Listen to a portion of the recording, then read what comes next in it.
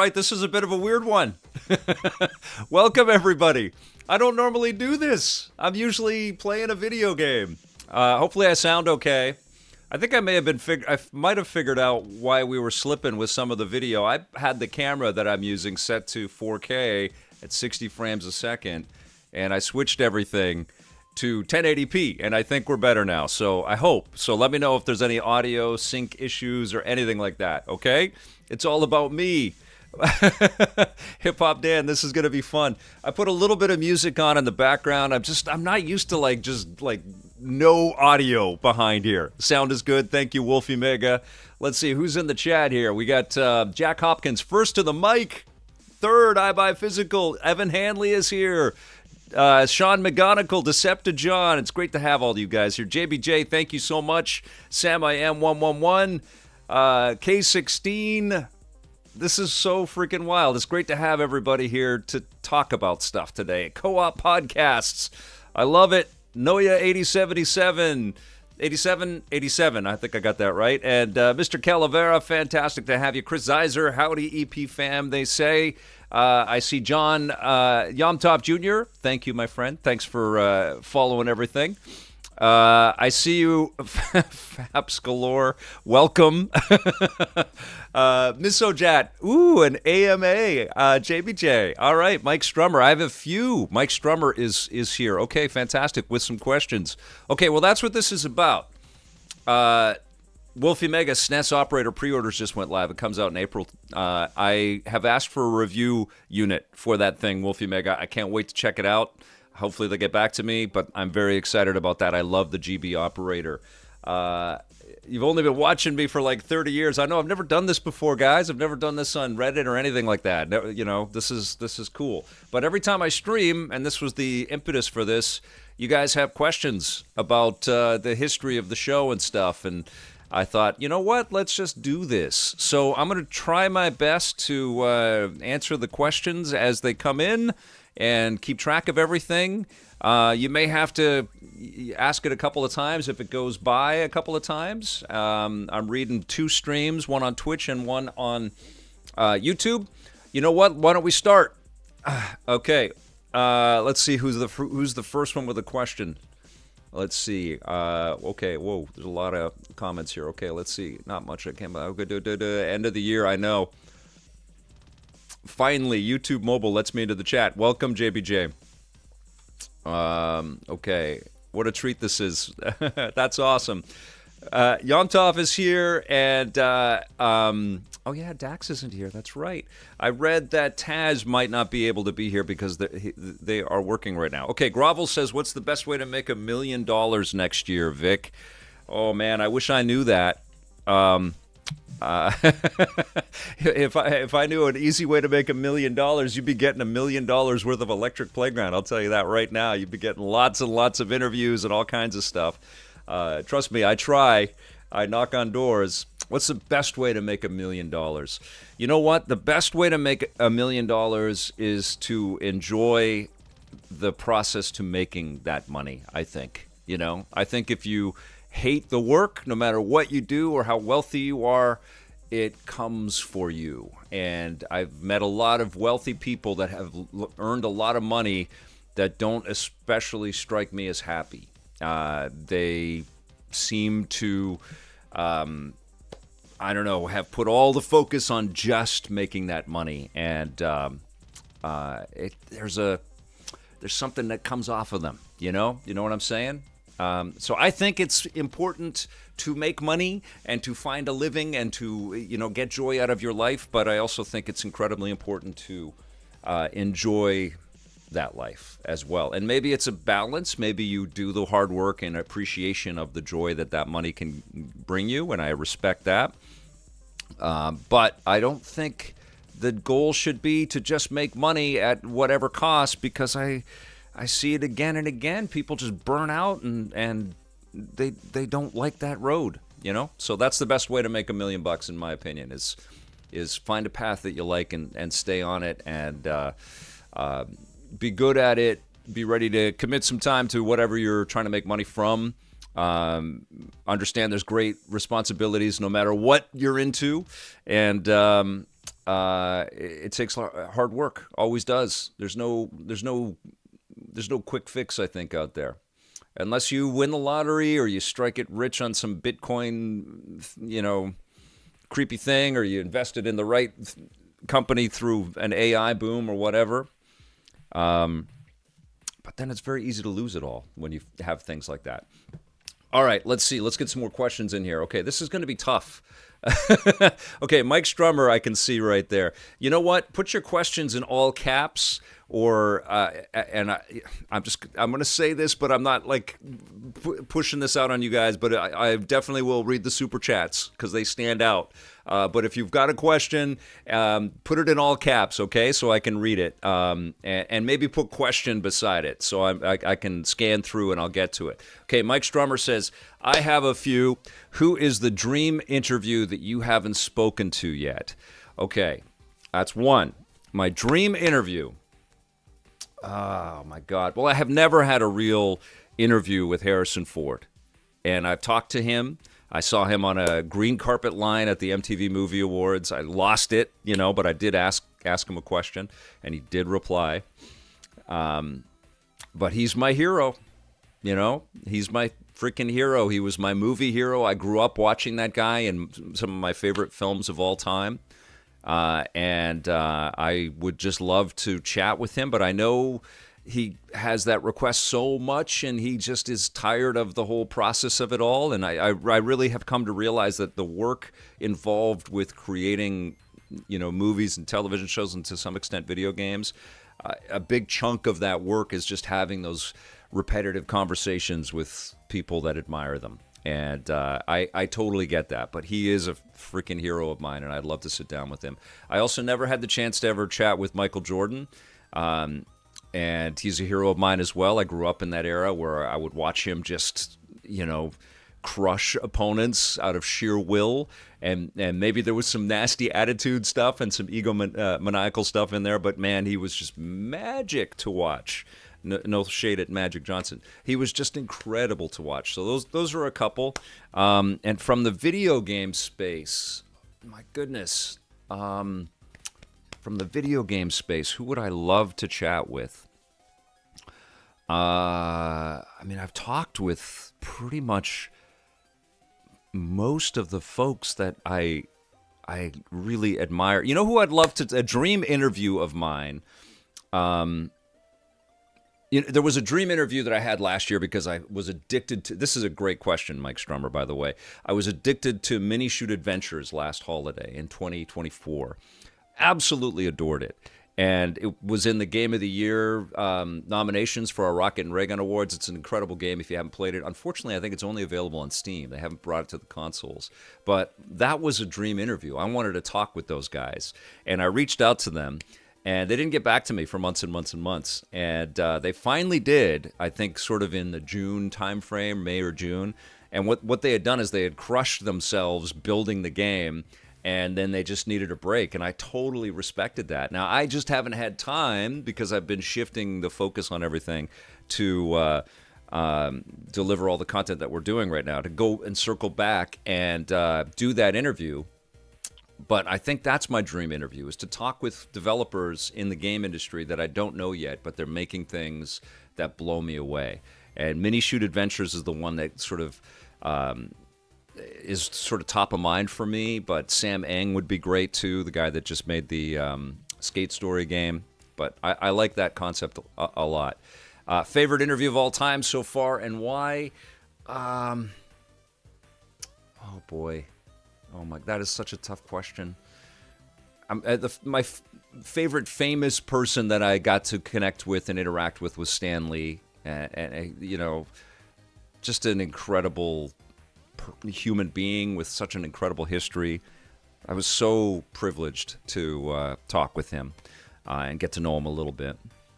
But I think in the first season, I interviewed Richard Garriott, and I wasn't an Ultima guy. I wasn't a big PC gamer, but I did some research on him and sat down with him, and we had a really long, deep convo about his process and game development, Ultima, and they were making Ultima Online at the time. And at the end of it, he said that was the best interview I've ever had.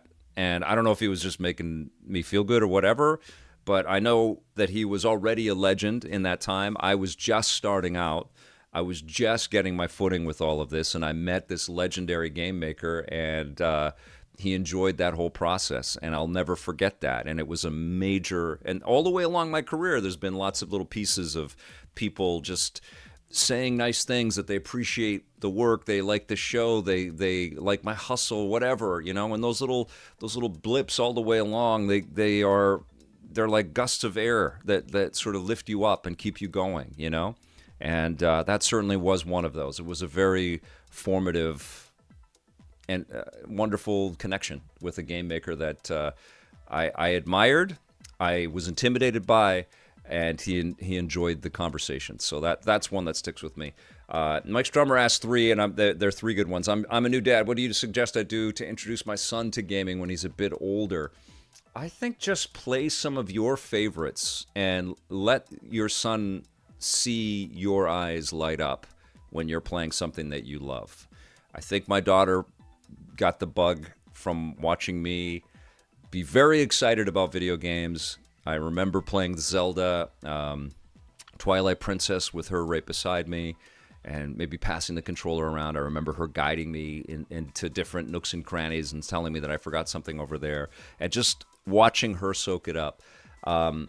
What I have learned is that you can't really pass on your passions to someone else. They have to find their own. And as they get older, your child, they are going to be very self-determinate. They are going to be very focused on finding their voice and their decisions for what is for them. And you just should embrace that, because they're going to teach you all kinds of cool stuff. They're going to play games. Like my kid has become just obsessed over the years with an Apple Arcade exclusive called Sneaky Sasquatch, which was made right here in Vancouver. And she has been playing that like crazy. And I love that game, and I love what it means to her. So that's really cool. Okay, but great questions. I'm going to move on. I see a super chat here from Hi There. How many video games and action figures do you own? Video game collection tour. I think I have like 10 action figures, maybe 12 action figures in this square foot. No, I have a lot. I've never done a count. Hi there. But thank you for the super chat. I have thousands of games and thousands of action figures and lots of toys. I've been a toy collector, you know what? Forever, since I was a little kid, and since I had a paper route, that's what I would spend my money on. You're seeing the manifestation, You've been watching Electric Playground, because that's what my passion was, guys. Like, I'd go and do my paper route, I'd make some money, I'd go to the comic book store, I'd buy comics, I'd buy action figures, I'd buy video games, and I was just obsessed with all of that. And I wanted to know who was making all that stuff. So, I still am. I still collect. I got a new Lego. Actually, I can show you guys. This is one of the coolest figures that I have right now. This is the Gotham by Gaslight figure that my wife and daughter got for me for Christmas. Look at that sucker. Oh, I don't want to drop him. It's the 112. Look at how cool that is. I mean, that's the other thing too, is as we've all gotten older, the action figures have just gotten better and better. So why stop?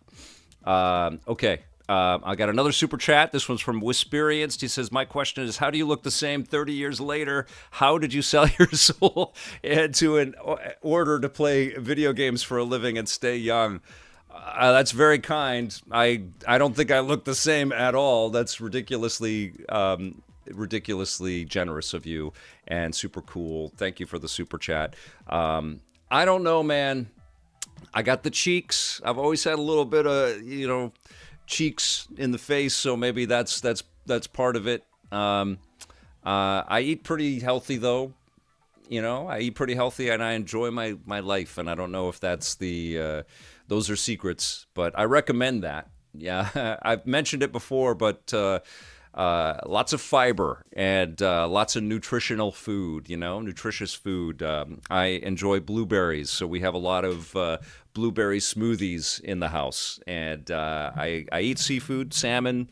But yeah, I mean, but I also know that every human is different. Every body is different, Do things that make you feel good. I think that's really important. Okay. Now I'm going to look for some all caps on the questions, okay? So help me out here, you guys. Let's see. Electrolecky, thank you for highlighting everything here. I know it's been asked a lot over the years by fans, including myself. If budget, partners, and logistics weren't an issue, what would your dream version of a modern electric playground show look like? A full studio revival, live audience, or something totally new? Ooh, man. That's a huge question. Hold on one second. I'm just going to take a sip of my tea. You know what I have enjoyed is being able to roll with it, and try different things. Like when moving to YouTube and then doing EP Live when we partnered with Vancouver Film School was really fun and really different. It was cool to kind of try to organize a live audience and bring guests to the environment and stream live and get questions live. And also we do Zoom interviews and stuff and sort of work it into everything. We had people come up on stage and play. I enjoyed all of that. If we had the budget, I think the core of the programming would be daily, because I think it's important to kind of have that regular connection with people. I think that there would be teams in different cities, like we were doing with EP Daily and Reviews on the Run Daily. So we would be able to get to studios and get content and get information back on a regular basis. I think we would just be much more focused, again, on being the conduit to the whole of the industry, and being able to bounce from one studio to another and really sort of touching base with the people. I think that's honestly what's missing in video games right now. I think that everything is so clenched and coordinated and sort of PR managed at this point, and I think that there's so much hostility and negativity wrapped around discussion around games. And so there's a lot of nervousness out there, but I think what's absent is that continuous connection with the creatives. And we were very fortunate that that's what the whole agenda was for Electric Playground, and the studios let us do that. And I think it was incredibly valuable. And I think it was not only valuable for people to see how fun games were and how creative these people were, but also and to be excited about what was coming up, but also I think it inspired a lot of people to go into making games. And I think that is not happening pretty much at all anymore. I feel like people are it's all horror stories and studios suck and it's so dangerous and there's closures and layoffs and there is all that. I'm not trying to diminish that, but I think at the core of any creative medium is this ambition that is so inspiring to all of us, and that's what's being ignored. It's not so much that every game has to come out and sell $1 billion worth of product or get the 9 out of 10 or 99 out of 10, whatever, out of 100 Metacritic scores, so that everybody stays employed and all that stuff. All of that is a part of the story, but what's really at the heart of the story is that people get out of bed and go and work together to make living fun, and that's what games do, and God, we're lucky that they choose to do that, even in weird times and difficult times, and so we get to play these games and stuff. And so I feel like the job that I've had and our teams have had over the years is to go and talk to these people and to ask them why and to get to know them a little bit. So if I had the budget, that's what we would do. I think one of the things that I would prefer to do rather than a big studio revival is incorporate a little bit of that live kind of vibe and be in a space that allowed people to come to it. Because I feel like the one place that we kind of missed as we were making all of our seasons of TV was really connecting with the community like this, and like I've been able to do with streams and stuff, and we did with EP Live. So that's one way that I envision. So there would be some kind of live component, and then visiting companies and just being, being that access point for people and earning and maintaining and continuing to grow that trust with the viewership and with the development community and the creative community that's out there. Because if we were on every day, we'd be talking about movies and TV shows and comic books and all the fun stuff. So yeah, great question, Electrolecky. It's the stuff that I think about, obviously.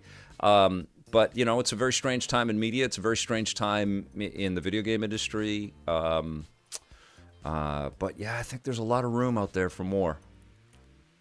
Okay, I got another super chat in here. Let's see. Ooh, and I'm getting some all caps. I appreciate that. One second.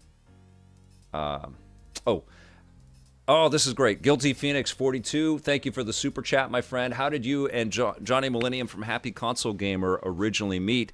That is through our mutual friend Bear Safi. Bear was working for us as an intern. I think he had started. He went to BCIT in the television department, and we had a relationship with them. We'd taken on different students over the years to help us make content and stuff. And we were just on YouTube, and they still wanted to work with us. And I said, look, we don't have the TV budgets, man. Like, we're much smaller. And they said, yeah, but you're still making the content. We would like to have some students come and learn from you and work with you. And I said, sure, okay. And Bear was one of those people. And you guys have seen him on our content. I've had him on the show a ton. I love that guy. He's incredible. Just a kind, generous, intelligent, he's got like an old soul kind of quality to him, but I really admire him as a person. And he was already friends with Johnny Millennium. And I didn't know about him because I'm kind of I do pay attention to stuff that's happening on YouTube, but you guys know I'm busy streaming or playing or editing or interviewing or I'm busy doing what I do. So I don't really know the whole YouTube world out there. I'm better now than I was at the beginning of our YouTube era here. But I had no idea who Johnny Millennium was or that he was in the Vancouver area.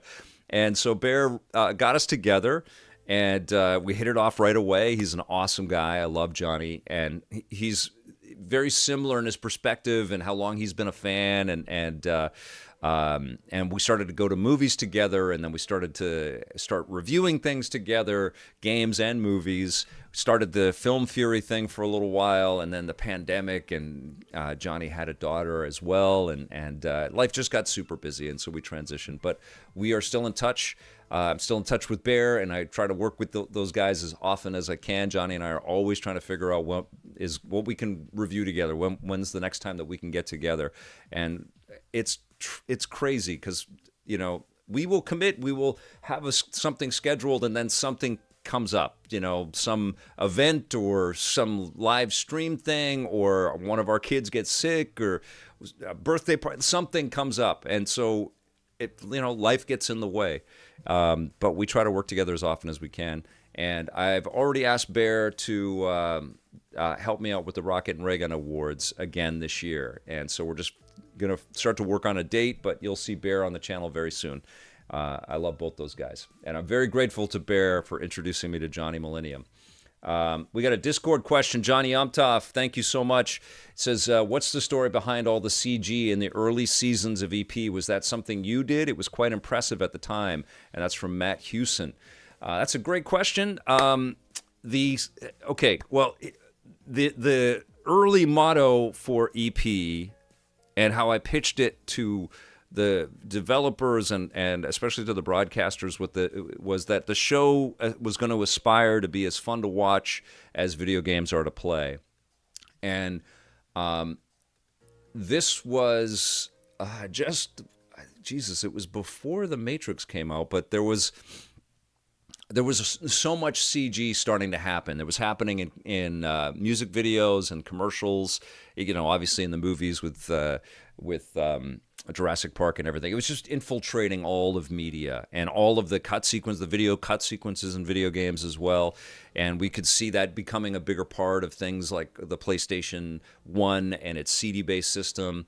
And I thought, okay, well, we should try to incorporate some CG elements as best we can. And luckily, what happened is we brought on board Tavis Dunn as our art director. And Tavis Dunn has so much talent and so much ability to improvise and just come up with stuff. All of our post-production team did. You know, Aaron Mooney led everything on the post side. Scott Barrett, who was an early director with us, was also quite visionary with the way that he could see layers of video all sort of being applied all over the place.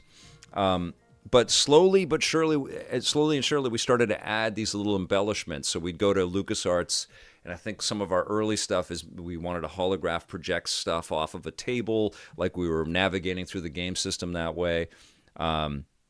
And Tavis was able to take our plate shots and all the sort of ideas and actually manifest it into something that could work on television within the tight time frame and the very small budgets that we had.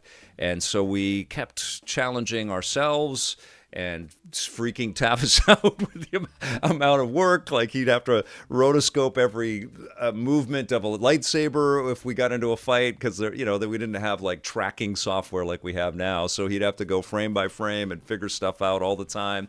And he just got more proficient at it. We got more proficient and a little bit more ambitious with the scale of how these effects would come into play. And what we realized as we were doing this is you could do it too much, and not all of them worked. We know lots of cheesy stuff didn't work. We also know that lots of cheesy stuff did work. But one thing that was for sure, and I remember having lots of conversations about the effects pieces that we would do in EP with PR people at these studios, is I would say, look, and this one specifically was about the Battlefront segment that we shot with Jeff Keighley, the very first one, where we were in the woods with the Golden Gate Garrison, and we had like a huge stormtrooper battle and stuff. And I pitched it to LucasArts, and I said, look, we want to bring these guys out to the woods. We want to do the interview out there. We want a walker coming in. We want laser fire everywhere. We think it's going to be a really fantastic segment that really shows off the value of your game and what your ambition is with this game. And they said, well, I don't know, man. Like, I don't know if we want to bring our developer out there. It's a lot to organize and wrangle. I've got to bring PR people with me out there. And I said, okay, well, look, we can shoot it in front of a TV, and we can just have your producer or your developer in front of the television set, and it'll look like every other segment that we have, which is fine. We're going to get good information, and we'll tell people about the game. But people will remember that Battlefront segment forever. And so we did it. They said, okay, they relented, and they let us do it, and we put it all together.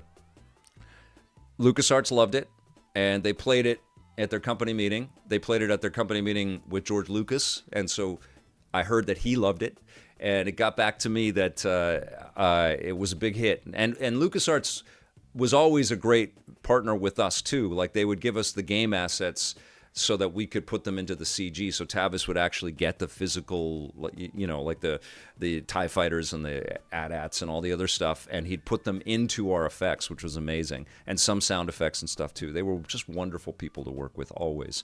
And anyways, the next time that I saw that PR person, they apologized, and they said that I was right, and that they thought that the segment was amazing. And so if you guys can remember, the Battlefront 2 piece was even more elaborate and more disruptive, because we brought the Golden Gate Garrison and I forget more stormtroopers and stuff, and Darth Vader into Pandemic, where the game was being made. And the game was being made while we were shooting that, and we were so disruptive. We heard about that too. But they enjoyed all of that stuff. But great question. I think that it became part of the value of the show, is that we never knew, we didn't know as we were building it where we were bouncing to next. But I think when you watch it, and we're watching these classics every weekend, it's a trip because you don't know what's going to pop up, man. And I think that's the beauty of getting out of the studio and going to these different places and locations and having a good time with it. Okay, Piss Fists, thank you so much for being a member for 98 months. Hey, Vic, you spent decades talking about games, but also talking to people who make them. How has that access changed the way you judge games? Oh, that's a great question. People comment on my scores, whether you agree with them or not or whatever, but people do comment on the scores. And one of the things that I recognize in myself is through this whole process of building EP is that I had to love lots of games in order to even dream of a show like this. I had to be into a lot of stuff. I wanted to see an entertainment show about video games. I wanted it to be a broad show that talked about all kinds of stuff. That meant that I, as the creator of the show and as the guy that was going off to pitch the show, had to love a lot of stuff. And that is relayed in the tastes that I have. And it still did then, still do. And so I love a lot of games. Guilty as charged. I love a lot of video games. But if I didn't, there would have been no television show like Electric Playground. And as far as meeting all of these different people, I knew how hard it was to build something because we were making a show that was impossible to make. It was really taxing and really difficult. That first season, we had 6 p.m. to 6 a.m. to edit everything. We were partnered with a company, and that's the allotment that we got on these ancient, creaky Avid systems that could barely handle the footage that we were injecting into it. And that's when we had to edit. And so we'd come back off the road off of shooting all of these crazy things, pre-Google Maps and all the amenities and niceties that you have now when you travel anywhere. You look at a map and it'll like walk you directly with point by point, narration where you're supposed to go. We were like printing up maps and buying maps and trying to find all these places. We were late all the time. And we get to these damn joints, and it was always a crazy adventure. And then we come back with all these beta SP tapes, and we try to cram them into these rusty old edit systems. And what we had to do that first year was edit at night. And so, and I wasn't editing. I'd edit a few things and stuff, but I would watch the editing happen. So inevitably I would fall asleep at 4 a.m. or whatever. And then I'd wake up and there'd be sticky notes stuck to my head that I have to call this person or that person or whatever. And so I knew how tough it was to build our thing. And I was meeting people building their things, and I saw how tough it was to build their things. And so that never left my mind. That never left my mind when I talk about games. I tried then, and I am certainly acutely aware of trying now to not be dismissive, even if there's something that I really don't like. I try to, couch it in the fact that there was an attempt there, or to celebrate some of the creativity that went in a direction that maybe didn't become fully successful. But I am so aware of the commitment and the effort it takes to make anything. Bad things, great things. It's really tough, And that's why I always say to television producers that have asked about making things or whatever, I always tell them, look, you're going to work just as hard if this is a piece of crap or if this is amazing. And so let somebody that thinks this will be amazing work on this. Don't just take a gig to go and build something if you don't think you're going to help to make it amazing. It's going to be a ton of work. So let someone that's going to feel like that work is rewarding and valuable, let them do it. You know what I'm saying? Because it is. It's a tremendous amount of work to build anything, and I'm always aware of that. Okay. All right, here we go. Good question, Piss Fist. Oh, Checkmate Stallion says, big shout out to the man, the myth, the legend that made my 90s childhood in my Scarborough home watching EP on Spike TV back in the late 90s. That's not a question, but I will accept that. Thank you so much, Checkmate Stallion. That's very kind. Thank you. Okay, I've answered a few questions on YouTube. Let me go over to Twitch for a second.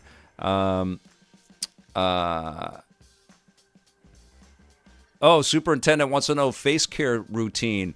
I go to that Dan Keel's joint and I pick up some eye stuff. That's it. That's pretty much it. I use Dove. I wash with Dove, which, none of this is an endorsement or anything like that. But yeah, I wash at night, put some stuff on the eyes. You need sleep too. That's definitely something. My skin's always much worse if I don't sleep. Okay, let's see. There's a question here. Discord question, John Yamtov. When you were sent games to review before the time of codes, did you need to send them back or did you keep them? Were you, Tommy, or whoever else given multiple copies or did you share? From Blair Farrell. We got to keep the games. They were sent to us and we waited, and still do. Obviously, they're codes now. But they always came in at the 11th hour, right? We had these deadlines with these shows. And they were FedExed, so people spent a lot of money to get them to us. But the games became the library, and there was never a request to send them back because I think that there was, with us and with every media outlet out there, I think there's an acute awareness that library of software is something that you go into again and again, and they need that reporting as well. The publishers all need to let us be experts on this stuff. That's the job of it, right? And so to play something and to send it back would be a reductive, silly thing to do for any media outlet, and now any channel or anybody out there that's covering this stuff. Hardware's different, but when it comes to software, that's your library. That's your wealth of knowledge and information. And we can't talk about this stuff without, it doesn't exist in a vacuum, right? You get sent a game. And so there's always a point of reference. And you'll see that in all my modern reviews today. I'm constantly referencing things, and I'll pop up a little bit of video. Now, I'm not recording that video every single time. Sometimes I do. Sometimes I go to my shelf, and I grab an old game, and I stick it in a console that plays that old game, and I record it, and I stick it into a review. And I know I'm not alone in that. So, yes, it was never a question of, like, review it and send it back. Now, there were debug builds that we did have to send back from time to time, but generally people were like, yep, we want you to have that, use it, and keep it, and then if you need to reference it again, you can. Discord question. CG, I did that one already. Darth Taz, welcome. With how much fun you had playing with the E-Peeps on the launch day of the Switch 2, would you consider once a fortnight play with the community through either Discord or Switch 2 features? Hell yes. Yeah, look, I started streaming a lot more in the middle of 2024 or 2025 because it was it just was becoming acutely aware. I had a conversation with Scott Jones, and he said, "Why are your reviews so long?" Because he had obviously been doing reviews with me on television for so long, and he was watching one of them. And there is this sort of mandate on YouTube to kind of have like 8-minute reviews and stuff. But he was so right, because I do feel like some games deserve a nice lengthy conversation, but I think we're all so freaking busy right now that it makes sense to just cut to the chase a little bit more, and that's what doing these reviews on the run shows for YouTube is allowing me to do. I have a bunch of like 3-minute reviews in a show, and that's very much like our classic stuff. And so, long story short, when I started streaming on a regular basis, it helped me to keep up with everything. So I've had a really good hands-on. I've had really good hands-on time with almost every major release in 2025. I'm still checking some stuff out right now in terms of prepping and refamiliarizing myself with some stuff right now for prepping for the Rocket and Ray Gun Awards.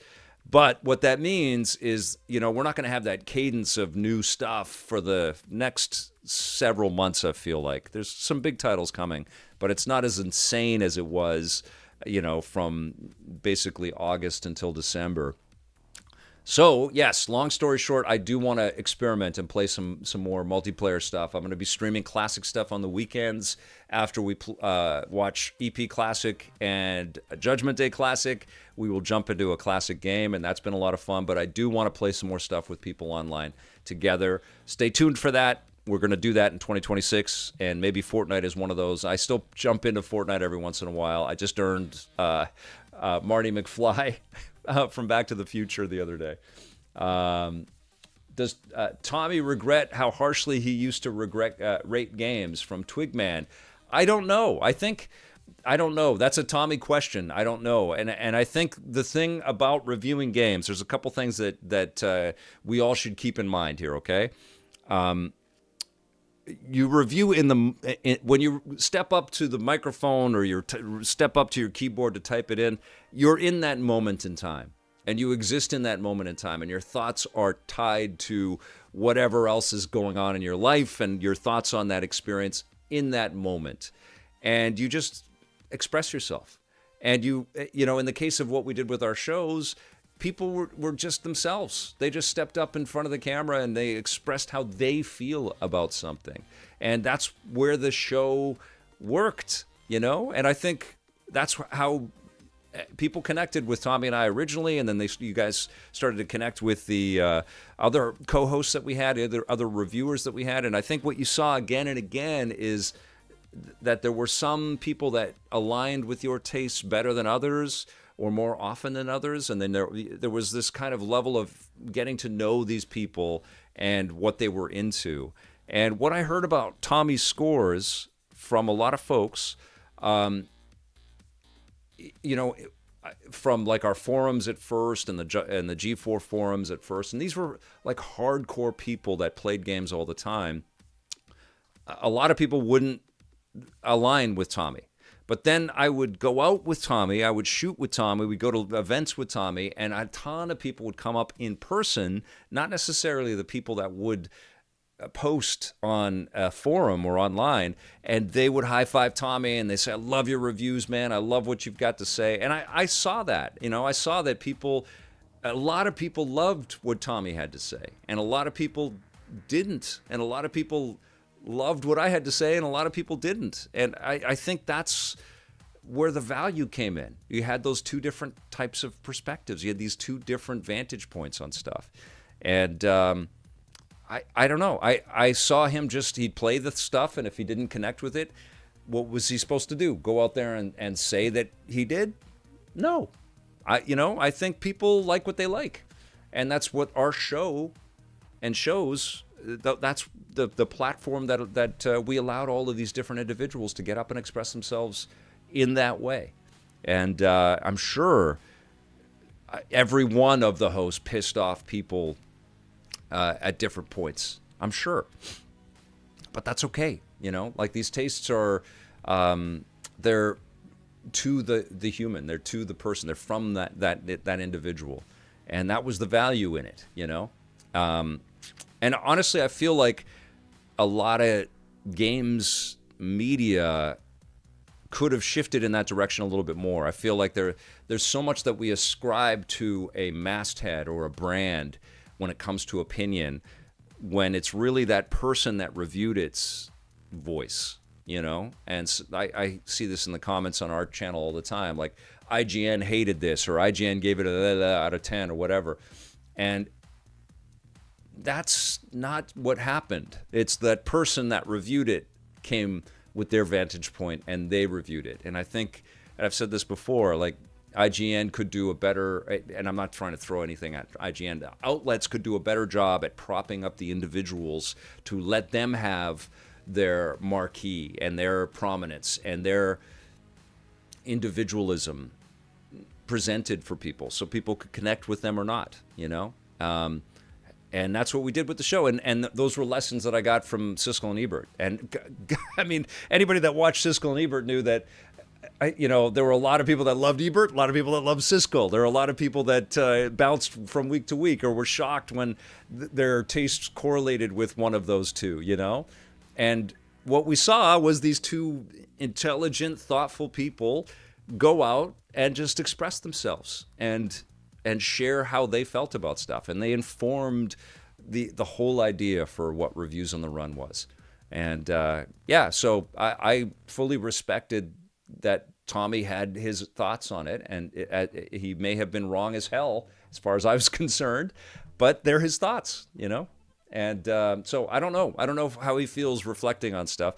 When I watch those old reviews of me, though, I can say I'm fine with them. You know, like Smash Brothers Melee was the most recent one that caused some consternation in the comments.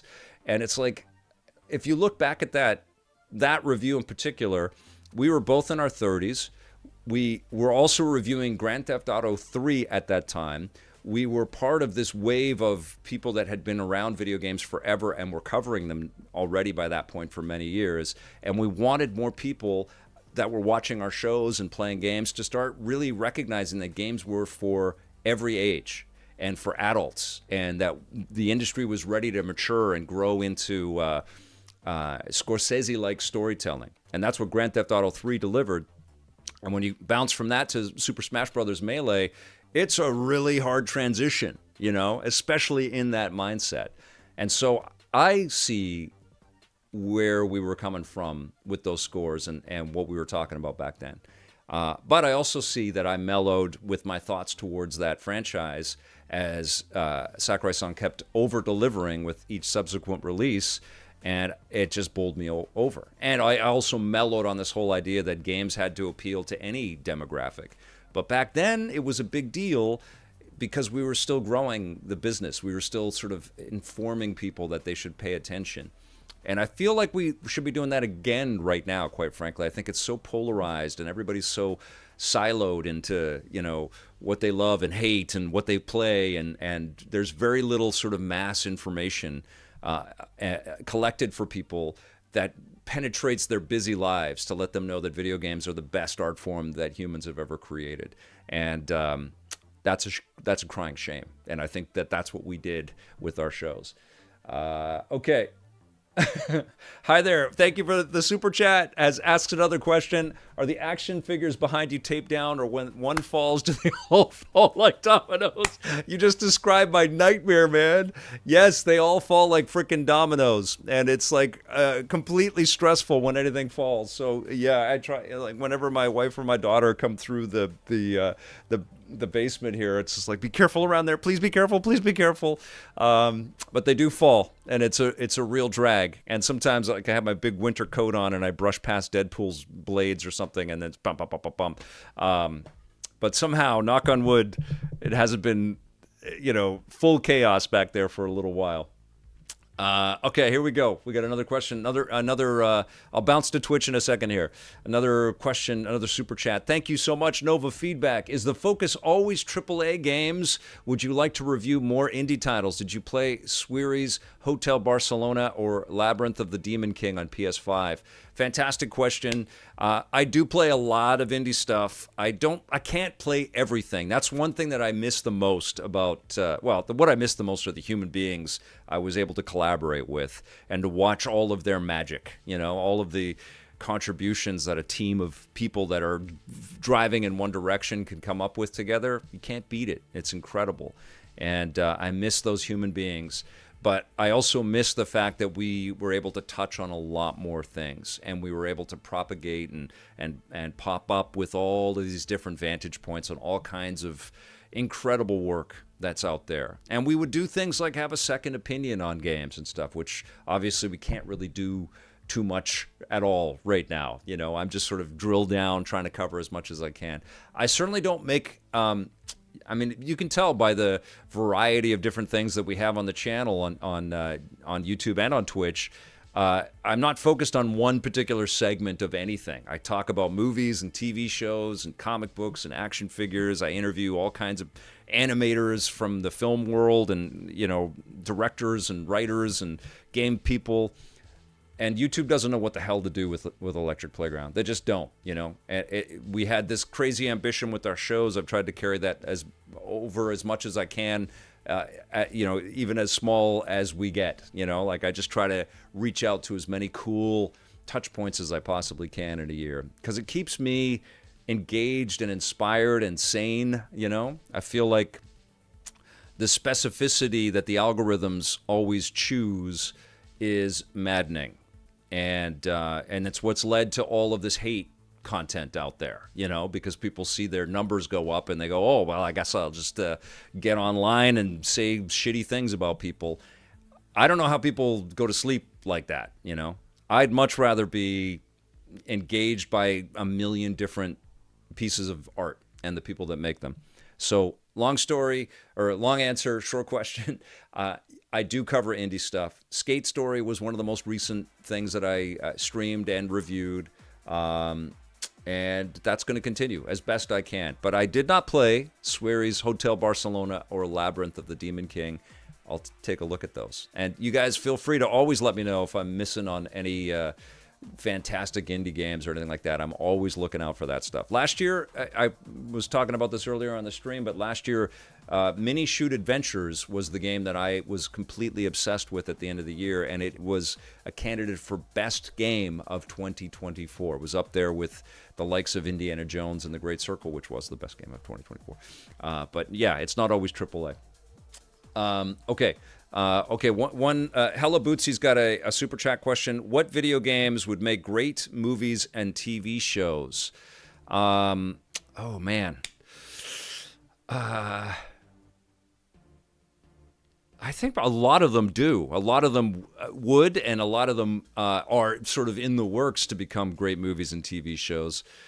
Let's see. I was so disappointed by the Uncharted movie because it's so cinematic, the game, and it just deserved much better than what it got, you know? But that's a perfect example of a video game that should transfer beautifully over to linear media. I think they did much better with The Last of Us television show.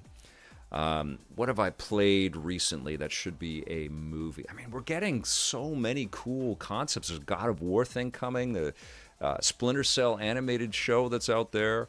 There's Tomb Raider stuff in the works. What's something that should be getting made that isn't getting made? I'm sure somebody's trying to crack the nut on Death Stranding, which is such a spectacular vision. It's so insanely cool, you know, like the immersion into that world.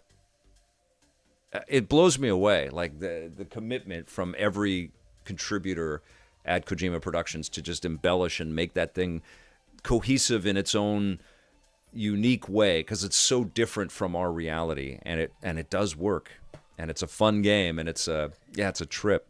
But that would be a big project to see how they would figure that out. You know, how do you make something so esoteric and strange into something that people can kind of roll with? But then we're seeing, you know, like the mushroom infection in The Last of Us. We have shows like Pluribus, which are kind of an analogy for AI taking over the world in a way, I feel. I don't know, man. I feel like that sandbox is pretty much wide open. I'd love to see a Star Fox movie. I think that would be really cool. I'd love to see a Metroid film as well. I think that would be incredible.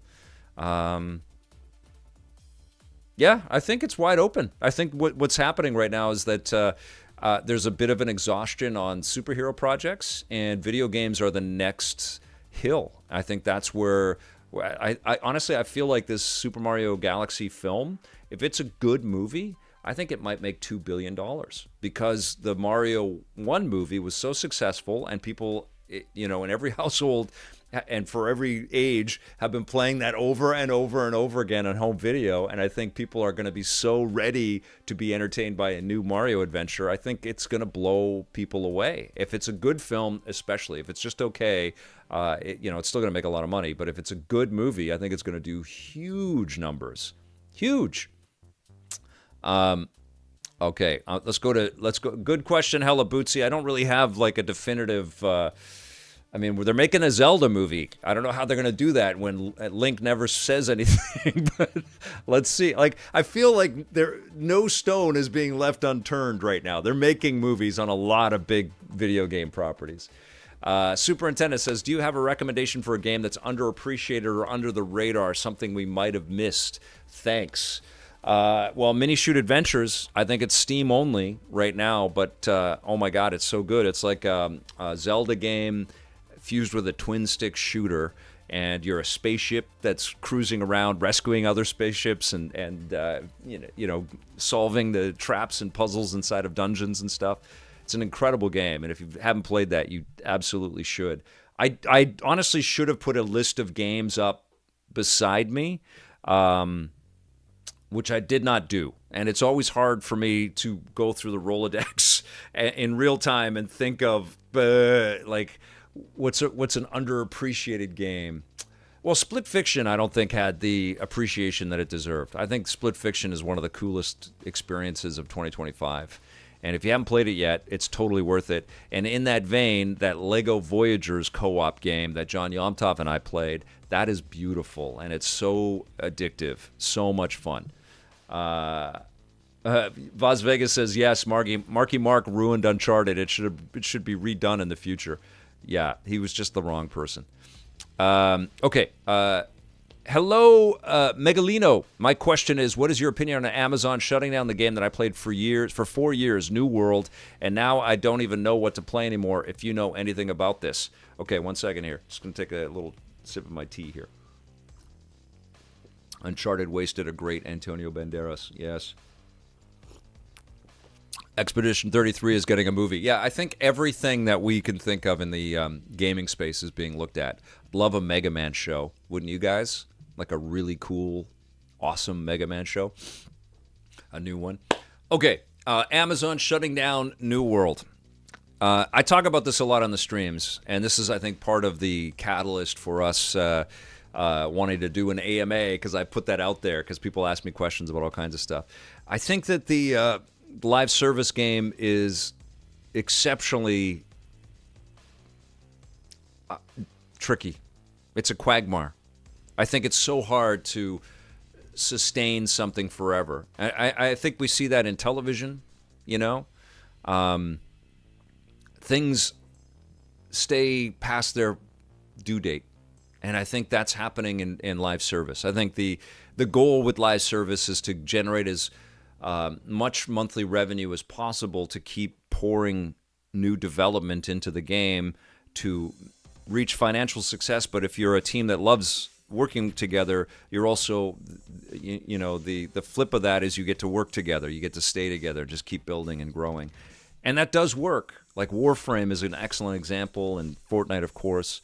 And there are games that really show that off. But the amount of revenue and artistic commitment to keep this stuff going forever and ever and ever is not healthy. It just is not a good thing for the development teams, for the leadership.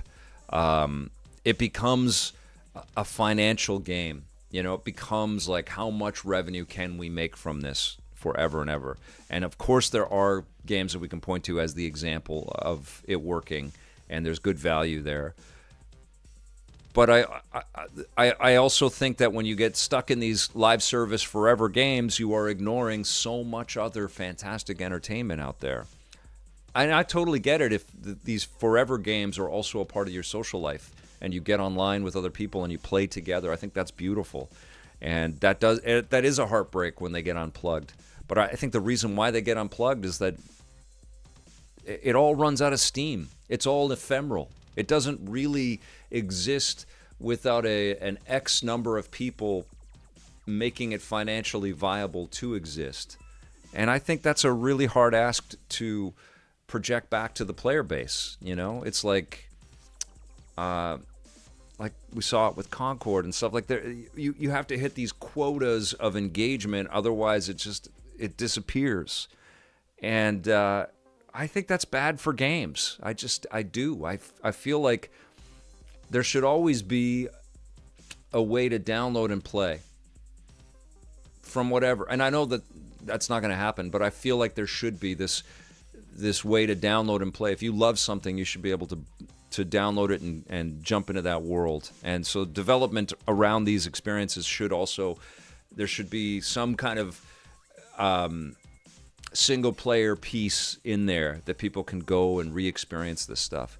And that's not happening. And because it's not happening, and people move on because there's so much choice, there's so many things to engage with, they just get their plug pulled and then they're gone. And I think that sucks. And that really sucks, I think, for, I think if you're on a team and you've got a game that's out there for 4 years, now that's a game that spent 10 years in development. So there are people that worked on that game for 14 years on New World. I have buddies that, left years ago, and then it finally came out. So there are some lifers that see the thing launch, and then they're there for a year or two, and then they're gone. But what happens is that you have this live service thing, and it has this need of content, and so there's this pull of young people coming on board these teams, filling the machine with all kinds of new ideas, and with the hope that they get to ride for a while. And what happens with a lot of these live service things is these young people come on, they're there for a year, they uproot their whole life, they move maybe with their family or whatever, and then nope, player bases drop below a quota, and then boom, it's gone. And all that work disappears. And I think that's horrible, Apart from the fact that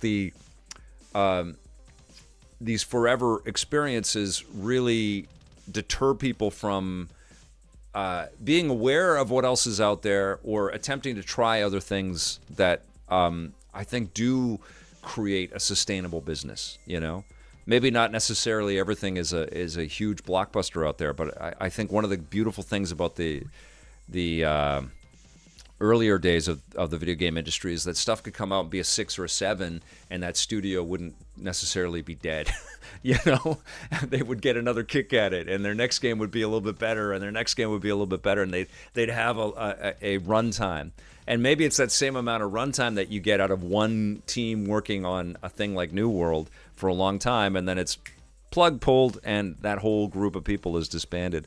So I think it's really unfortunate. But I think one of the things that video games should always be doing is leading people to playing other video games. That's what let's see if this has it right here. I've got a copy of Outrun. So you got your, this is Outrun 2 for the original Xbox, which I popped into the 360 recently. And I don't know if they have anything at the end.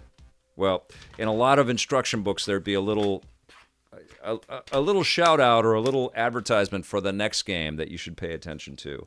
And we don't really get that in games anymore. We don't get instruction books. We don't get physical, period. But there is also like this desire to trap you in a game forever and ever now. And it's like another level up on the console wars. It's like, we got you, and have you tried this costume? Have you tried these weapons? Have you tried this, mission? Let's go on this and get your friends, and let's stay here forever. And I don't know. I wish that the industry was thinking more like, okay, we got you for this. I hope you dig this. But, our partner publishers, because we're all owned by the same hardware manufacturer, they're making this game, and you should check that out, I like to see stuff like that. All right. I got another super chat question here. Hey, Victor, local Vancouverite here. Love reviews on the run being outside to show off the city. What do you feel can be done to uplift Vancouver's games industry? Thank you, Samsung XP. Here's something that I definitely have noticed. And I have to admit, I'm pretty heads down doing what I do, so I don't know how much is happening out there. But when I've traveled to other cities, San Francisco, Montreal especially, Toronto a little bit, there is a greater emphasis on a social gathering, I feel, between developers. And I think that that's such an integral part of building a sustainable, healthy business. And I think what happens when you have that is you also have people jumping around from company to company. I've seen that happen between Square Enix Montreal, WB Montreal, Ubisoft, a few other studios out there. Certainly in the San Francisco area, the Bay Area, developers and people in marketing and PR, they're bouncing around from studio to studio quite often. But I think that's okay. I think that's all right if people feel they want that challenge and that change. But I think what's healthier around that, and I think what Vancouver definitely could be doing a lot more, is just like a monthly dinner or a monthly check-in where developers from a bunch of studios are getting together, talking about what they're playing, talking about, to a degree, what might be in a pipeline if it's publicly known or whatever, and just sort of sharing war stories and what's driving them, what's keeping them focused and inspiring each other. And I think that would be very healthy. And I've thought that for a long time. I felt a little bit of, because I know a lot of people, I felt a little bit of guilt that I don't organize that myself. But I'm pretty freaking busy, like I'm the guy that's got to play this stuff, So if I'm not on the stream doing something or editing, I'm usually playing or off at a screening or something to, let that stuff cook in my mind so I can come back and do this. But I do feel like there's such an opportunity for this kind of social check-in. And I think through that, new studios will come up. An idea of I don't know, inspiring each other comes up out of that, like the thing that I feel is a little bit missing in games in general, and I think EP was I don't know, we had such a great privileged position because we were welcomed everywhere and we got to know everybody. But I see it at GDC and stuff like that, like we're all in this together. Whether you're on the media side or you're on the game making side or whatever, like we all need each other to sort of prop each other up and to keep this stuff, keep us all focused on it. And I know it's tough. I know that the layoffs are huge. I know that there's a huge transitional thing that's happening with AI across a lot of creative business, across every industry right now. But I think that those social connections lead to wonderful opportunities, And that's something that I really miss from the EP days, is being able to bounce from city to city and studio to studio and see the similarities and the differences, and to hear from a person that I was interviewing in one city about how much of a fan they are of a person in another city. And I do things like at E3 or GDC is like I would know this person because I just visited their studio, and I would know this person and I'd introduce them, and I'd say, oh yeah, I'm a huge fan of your thing, and I don't know, I think that's so important. And I think on the consumption side, on the playing side, I think it's also very important to just push away all of your inhibitions and maybe your shyness about expressing why you love video games in public settings, and just freaking go for it. Just say it. Just tell people. You might annoy people. You might get people's faces like shut down, like who's talking about video? And I think that's true. I think what we've done is we've really sort of let video game chatter just exist in these online silos. And that's stupid, because games are incredible and they're as powerful to play and get lost in as anything else, one battle after another, or Marty Supreme or Plurbius or whatever we might all be entertained or have water cooler chat about. Games should be existing right there with them. And so I encourage everybody that's watching right now to, whenever you're in a social setting, you're at a party, you're in the office, lunchtime, whatever, you're out with buds, talk about the games that you love. Let them know and just express it, and especially people that are not playing, like let them hear that a little bit, if they're on the fence. I think it's really important, and I think that exists. That's important for game makers, and it's important for game players. It's all about the health of the thing that we love. It's all about that. It's about breaking down the barriers and just being honest with why you adore this stuff. Very important. Ian Bolt, 22, first-time chatter on Twitch. Good question, Samson, and thank you very much for the super chat, by the way. Hey, Vic, been watching you and Tommy since I was a little kid. I met you once at Fan Expo in Toronto. You signed my EPN t-shirt. Anyways, quick question. That's amazing. What's your favorite Sony exclusive game of all time? And if you have time, my favorite movie of all time is Forrest Gump. Any chance you can give a quick 30-second on-the-spot reviews on the run and give it a score? Thanks. Play forever. Wow. Okay. Favorite Sony exclusive game of all time is Spider-Man 2. And I know that's not everybody's. I get it. You guys know I love superheroes. You know I love superhero video games. You know I love Spider-Man. You know I love Spider-Man games. I think that game delivers on all of those fronts. You get copious amounts of Spider-Man and Venom. But what blew me away with that game were the themes of forgiveness and empathy and the heroicism implied in that sort of deep level of narrative. And that's really what connects us to the characters of Miles Morales and Peter Parker. We love their abilities. We love what they can do and how they surmount obstacles. But at the core of those two characters is the people around them and their concern for them and their awareness that even the harshest, most outwardly evil criminals have a humanity to them. And that game explores some of that. And I thought that was so beautiful. And it also includes the community around these characters in some really clever ways as well. And the fact that it didn't ever leave me hanging in terms of, no pun intended, in terms of dry or slow moments. Like I felt like I was going bam, bam, bam, bam, bam all the way through. And as I get older and as I play more and more stuff and I see all of these different ways into video games, I really appreciate games that don't ever spin our wheels, that just really let us. And there's nothing wrong. Like I did a nice long walk in Death Stranding 2 last night, and I was like, okay, this is freaking boring. Okay, I'm getting into it. I'm grooving. Okay, this is cool. This is chill. All right, I'm chilling here. And that was my whole experience with Death Stranding 1. And it takes a little while to acclimate to that. But with Spider-Man, you're never left hanging with Spider-Man 2. And that's why I love that game. That's why it's my favorite Sony published game, Sony exclusive game. Now, Forrest Gump.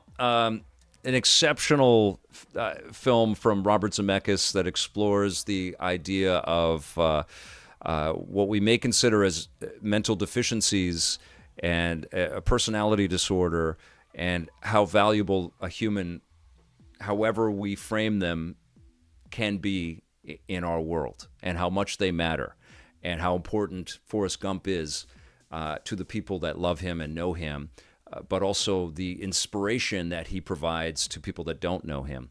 And also an examination of how life is a cascade of intricate moments that make no sense and are all sort of jumbled in our memories. But within him and within all of us are these opportunities for profound connection and important connections that we may not recognize. And so you go on a life journey with this character, and you recognize that he is everywhere that our imaginations were through his life, and he was physically there. And so it's a great magic trick, but it's a beautiful story, and it resonates. And here we are in 2025 still talking about it. It's a 10 out of 10 movie. There you go. Okay. Rakastro asks, how did Judgment Day come to be? Okay, Judgment Day was in the works as reviews on the run. I actually had a green light. This is a great question. Judgment Day was pitched as reviews on the run to G4, and they said, no, we want Judgment Day. We want the show to be called Judgment Day. And I said, okay, that's fine. We'll work with your branding people, and we'll come up with graphics that you guys are happy with. But prior to that, I had a green light for reviews on the run with Discovery Science. In 2001, EP was on Discovery Science Channel, Season 6 and Season 7. It was a new foray for them. It was talking about video games every week, and the mix between all of these science shows and all of these examinations of things that were going on in the world. And then there was our video game show with our wacky effects and our visits to studios and stuff. But they loved it, and it worked really well, and the ratings were cool, and they liked working with our company and liked working with me. I went out to Washington, D.C., Discovery's headquarters, in August of 2001, and I sat down with all of the network executives that worked in the cable side of Discovery, or the digital cable side of Discovery, and Discovery Science was one of them. And I pitched them three things. I pitched them EP for 2002, a new half-hour spinning out our reviews on the run segment into its own half-hour weekly show, and then an entirely different show that was going to allow us to expand out to the other things that people that would enjoy video games would also like: action figures and visual effects in movies and all kinds of fun, cool things like The Matrix, which was very hot at the time that I pitched it. That was going to be a show called Entertainment Tomorrow, and we shot a whole pilot and had a whole sort of mock-up of the web. Everything was coming together around the idea. And I left that meeting with a green light for all 3 shows. And what was going to happen is that in 2002, our 9th season of Electric Playground, or our 8th season of Electric Playground, it was going to be Friday nights, EP reviews, Entertainment Tomorrow. And I went back with a verbal green light, like that was going to happen. No contract, but they're like, yep, we want these shows. You guys are great. We like working with you. Just keep making these cool half hours and sending them to us. And so I went back to Vancouver. I'm like, guys, we're okay. You know, we get to keep doing this. We get to keep making our shows, and we get to make more. And then on 9/11, 2001, the planes hit the towers in New York, and they hit the Pentagon in Washington, D.C., and everything changed. The world stopped. We were all scared out of our minds. And every company, everybody was completely freaked out. Julie Stouffer was supposed to be on one of those planes that struck in New York, but she had changed her mind at the last minute. That's a whole other story. But what happened with Discovery Science is a lot of the leadership changed. A lot of people decided, you know, the world is nuts, and I'm taking myself and my family, and we're moving to a safer city. We don't want to be in the heart of the U.S. government. Let's go. And so we had all new people to deal with to conclude our 7th season. And then the appetite wasn't there. They were shifting. Everything was, the focus was completely different. So because of a terrorist attack, our shows weren't going to go forward in 2002. And I know a lot of people around the world faced harsher things than we did because of that. But that was what an eye-opener, right? And COVID also had an impact on our show as well. You know, it's amazing how we're all so freaking connected, right? Like the world can change, and there's nothing you can do about it. The world changed. But also at that time, G4 was about to launch in 2002, and I met with the founder of the network, Charles Hirschhorn, who had worked at Disney. And they were working on, he was always up in Vancouver shooting television movies, and he came to visit our studio, and we had a nice chat and a nice meeting, and he put on the demo concept for the G4 network, and before he did, he apologized to me. He said, I gotta say I'm sorry here, because we kind of took your Electric Playground idea and we made a whole network out of it. And I went, I would know how to do a whole network out of it. You don't have to apologize to me. I think this is fantastic, and I thought that was so cool. And so he showed me the piece, and it was like, well, okay, this is going to be wild, man. And he said, let's work together. Let's figure it out. And I said, well, I got a great show for you. Let's do Reviews on the Run as a half-hour weekly video game review show, because they had all of these other pieces that were kind of in the same ballpark as what we were doing with EP. And they said, sure, okay, cool. And then we just worked it out that it became Judgment Day, and we started with a 6-episode commitment or something like that. And it was kind of like a reboot time for us in 2002, like with a new show, a new American partner. And we ended up becoming the longest third-party partner that G4 had. You know, we produced hundreds of half hours of television for them and with them. And because Rogers in Canada had the G4 license, they really liked that we were in that space already and wanted to work with us more. And I had to make a decision to leave the... we were on the Chum stations. We were on the Craig stations and MTV Canada. And Rogers wanted to go more exclusive with us in Canada because they had the G4 Canada license. And so I had to go to our partners at these other stations across the country, and I had to explain what was going on, and everybody was super cool. And then we became an exclusive partner with Rogers. We were making, I think we went from weekly half hours to twice weekly, and then eventually daily. And that led to City TV and all kinds of other stuff. But it's crazy. Okay. Okay, Robonyan or Robonyan says, "Hey Vic, longtime viewer of EP and Judgment Day. In your shows, you usually speak about newer and upcoming games and media, but I'm curious about what were some of your favorite games when growing up prior to the mid-early 90s, 80s arcade games, PC like Apple II, NES, Sega Master System, other console games, and do you have memories experiencing the Star Wars Arcade 1983 rail shooter? Hell yes. I loved vector graphics in arcades were huge. Video games were cool for people of my generation because one minute they didn't exist and the next minute they did. You know, it's like they blinked on. And I was there to see that happen, which was so freaking wild. And so fell in love with the Atari 2600, had a huge library of games, always loved the Activision stuff. Robot Tank was a huge one, and Enduro Racing. Got into the ColecoVision, which was definitely a level up, closer to the arcade experience. I love the arcade. Robotron 2084 is one of my favorite video games of all time. Eugene Jarvis is one of my favorite game creators of all time. But I love the vector stuff. I love Defender. You know, I got into all of those types of games. Got the Vectrex back there after Milton Bradley kind of went out of business. But I picked this up for $80 at an old huge department store called Eaton's, which is no longer with us because the company had gone out of business. And loved playing on the Vectrex. And then I focused on acting sort of towards the end of high school and into university and stuff. And I wasn't playing video games that much. But I was into everything. I up until that point, I had Atari computers.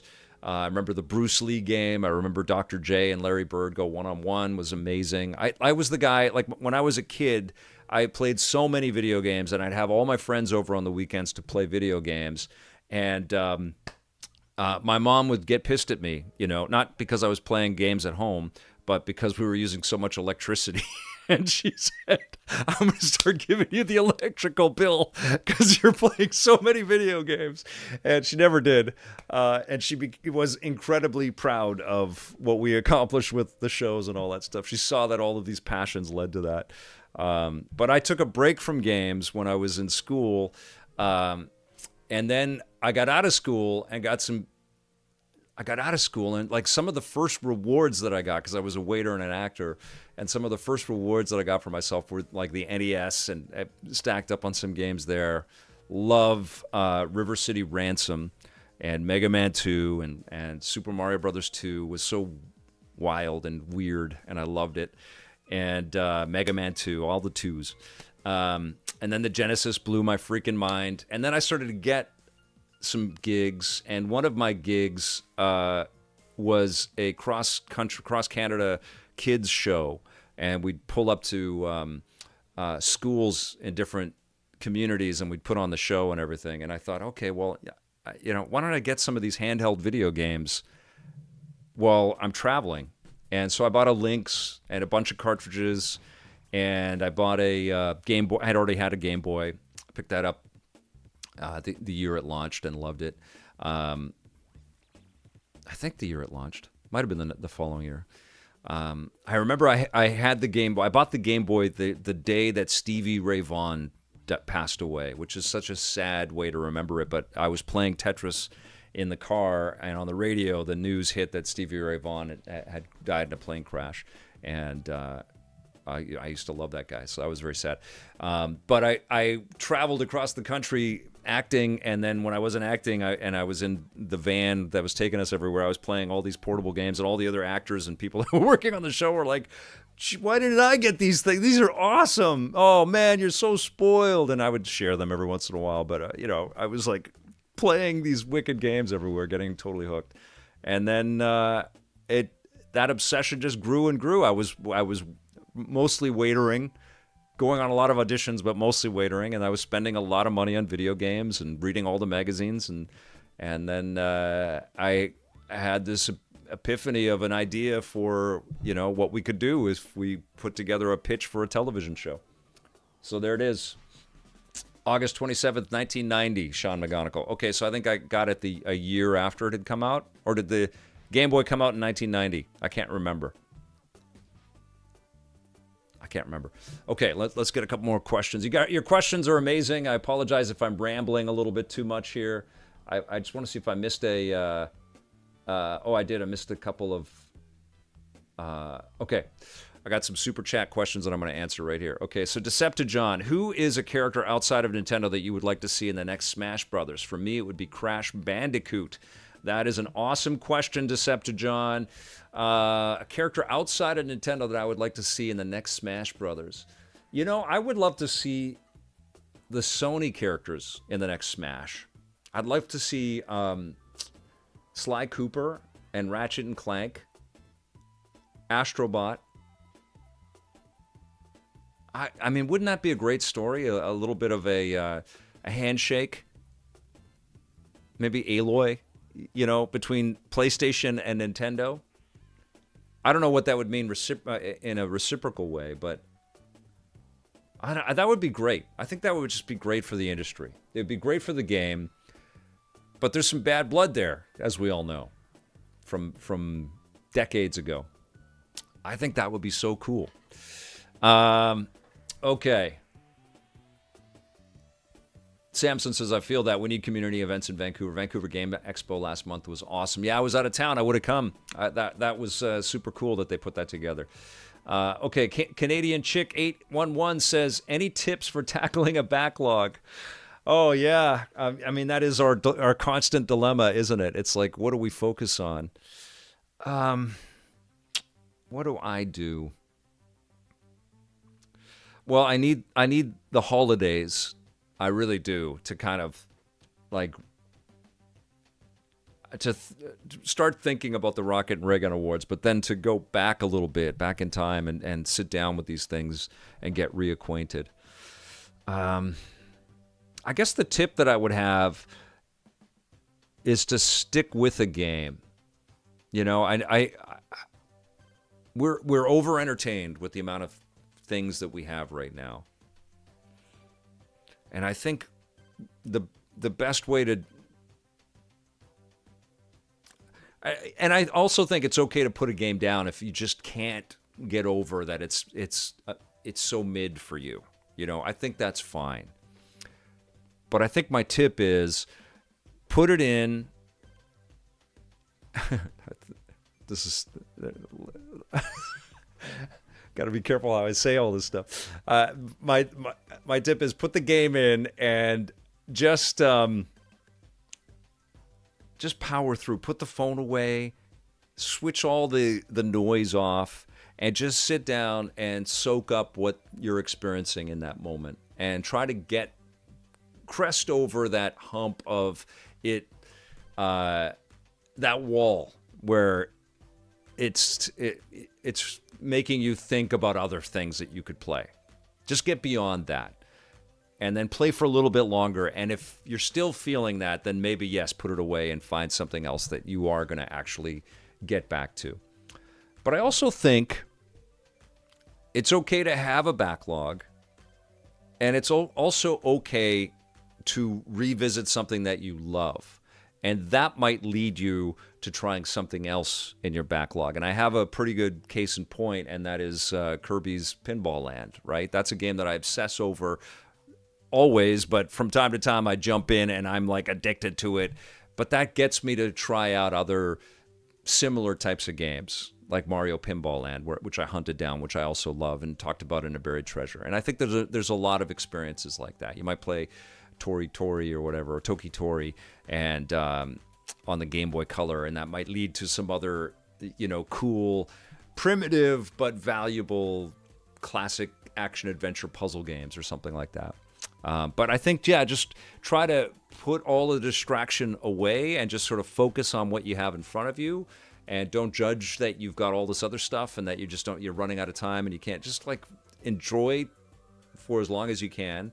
And if you crest over that sort of blockade that is making you think, I should jump over there, and you're still with it, then just think about trying to finish it. But don't beat yourself up if you can't. And then don't forget the things that you have finished. Sometimes it's great to go back and play those beautiful things again. You know what I'm saying? Yeah, there's no right way, there's no wrong way. I know it's tricky, and it's part of it is we all have you know, anxiety and blindness about like what should we jump into, you know, whether it's the movie turnstiles in our streaming apps or whatever, or it's the games on our shelf or whatever, comics that we need to read. Like we man, this is the dream come true for the, you know, 12, 13-year-old me that was like thinking about a future where there would be superhero movies and all of these incredible 3D games and all this stuff. It's unbelievable, but we have so much. We really do. Do you think sprite, this is from Checkmate Stallion, says, do you think sprite art games should be left in 2D, or do you also want to see them in 3D? I'm always open to new ideas, but sprites in 3D feel too weird. I think we have a lot to explore in 2D, Checkmate Stallion. And that's something I think about a lot because, you know, every year for a number of years, I've been blown away. In recent years, I've been blown away by the work in 2D, you know. You can think back to Limbo and Inside. Like, there's been so many cool indie-developed titles that have made us refocus our perspective because we are driven to these massive AAA endeavors that get all the marketing budget and they have beautiful, almost photoreal visuals, and I think those are incredibly important too. But in terms of gameplay and just ease of entry into the escapism and beautiful rewards, there's lots to explore.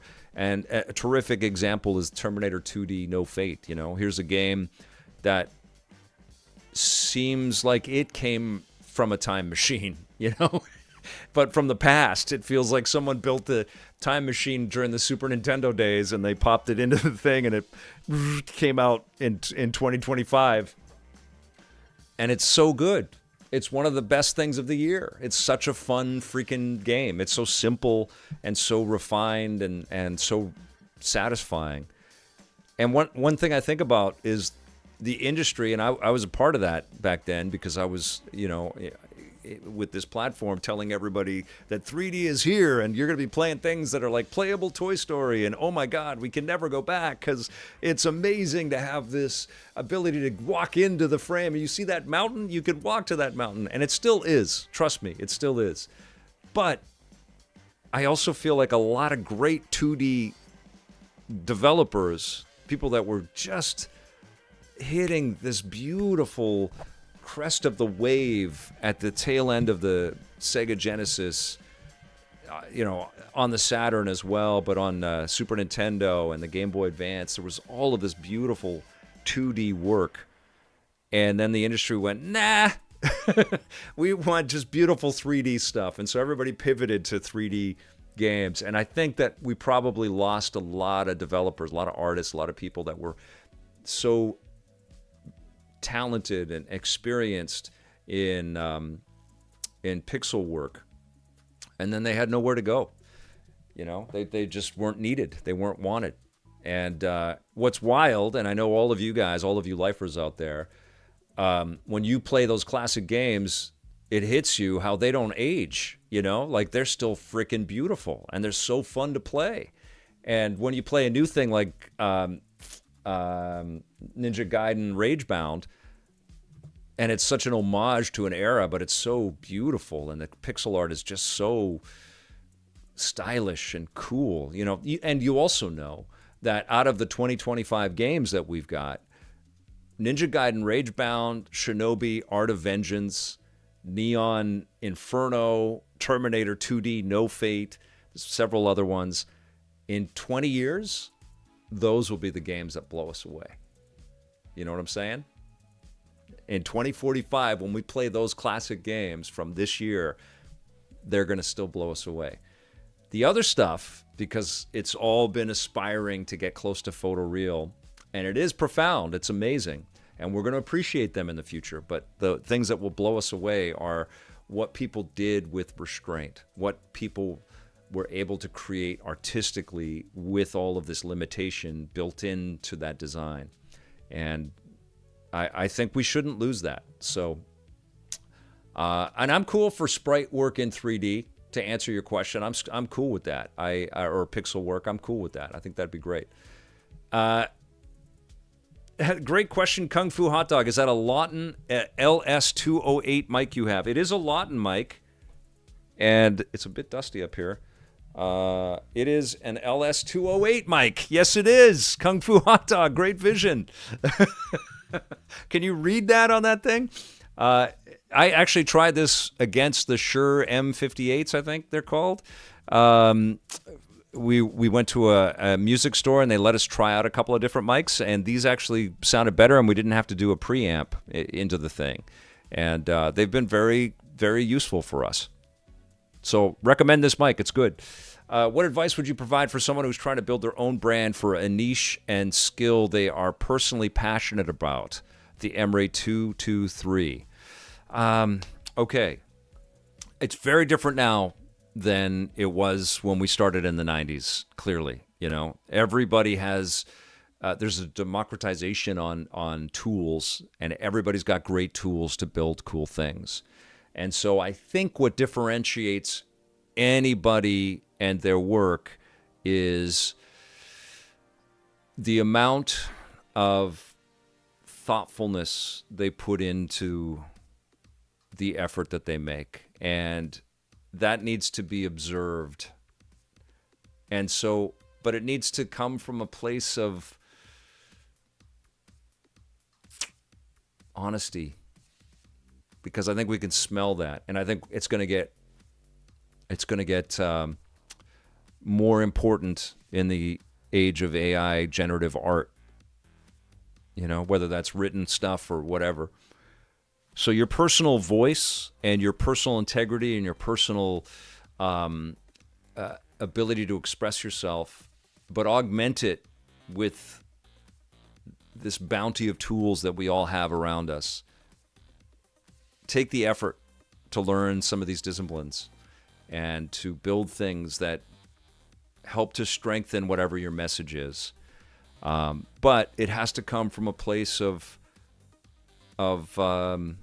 honesty. I mean, I think that's the only way, you know.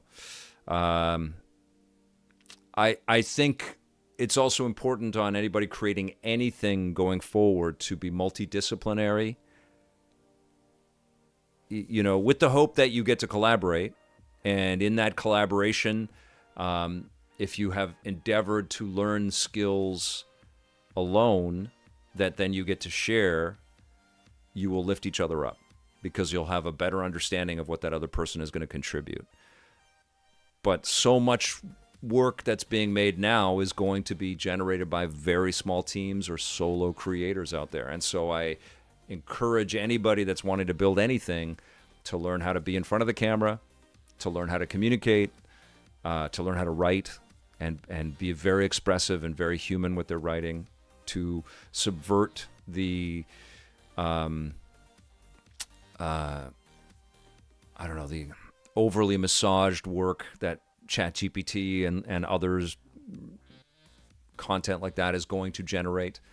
So find a way to put your heart into the work that you're crafting, even if it's expressing your opinion or your take on the news, you know, with regards to video games. Like, let's say you're reporting on video game news. How do you put yourself into that? Because objectively,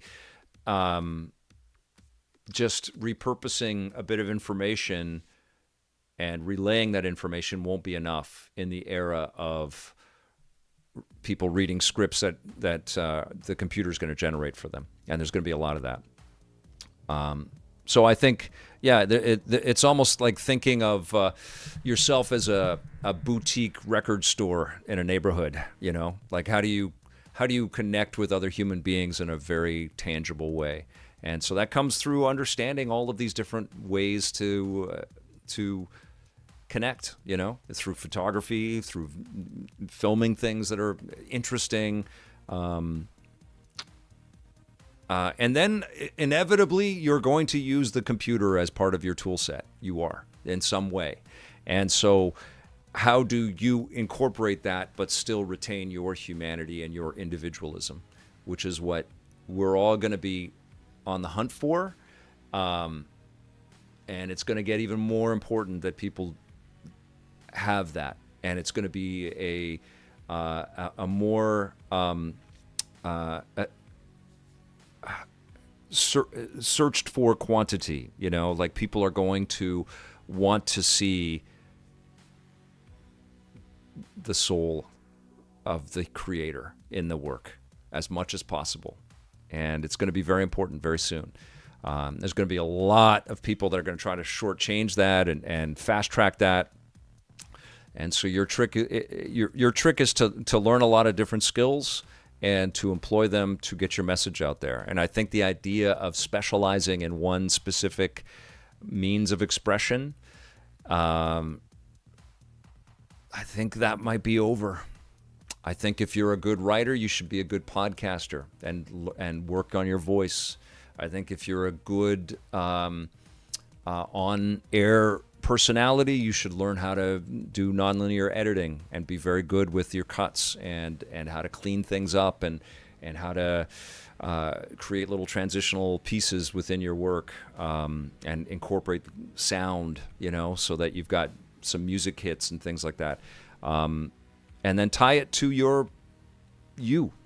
It's got to come from you. That's going to become so important. We're going to get a lot of robotically generated material coming at us. We already have that to a degree because there's so much mediocre, slapped together, ill thought out, clumsily produced material that we have to navigate through, all of us, every day. All of these stupid little 3-minute short form videos that waste our time. There's so much of that. And so your job as a person that wants to put anything out there, whether you have a store, whether you have that you want people to come and visit your store, whether you have a merch line, whatever it is, you have to think of all of the ways to uplift your story that come from a place of polish and human personality, you know, because there's no limit to it now. That's the beauty of it, is everything's so freaking good. Our phones are so damn good. I've said this before. I'll show you guys the camera that I use. Oh, Deadpool down. This is the camera that I use. This is the Osmo Pocket 3. This is what I go out and shoot reviews on the run with. It's $1,000 with microphone. It's a lot of money, but we were like the first production company to make video game television in HD, and so we had these beta, I can't even remember, digibeta or something like that. I can't even remember. It was a format where the tapes cost us $200 for an hour for a tape. And now you can get a whole camera system with a wireless microphone for $1,000. And so, and it's in 4K at 60 frames a second. And so, I mean, you can make stuff with anything at this point, right? And so the trick is to utilize the tools that are out there and find a way to, I don't know, present your humanness through these digital tools and not get lost in those tools. And easier said than done, but that's what I would recommend. Audio is as important as your video, always. So invest in a good microphone. It's very, very good, very, very important. What the hell is this microphone? I'll tell you guys this microphone.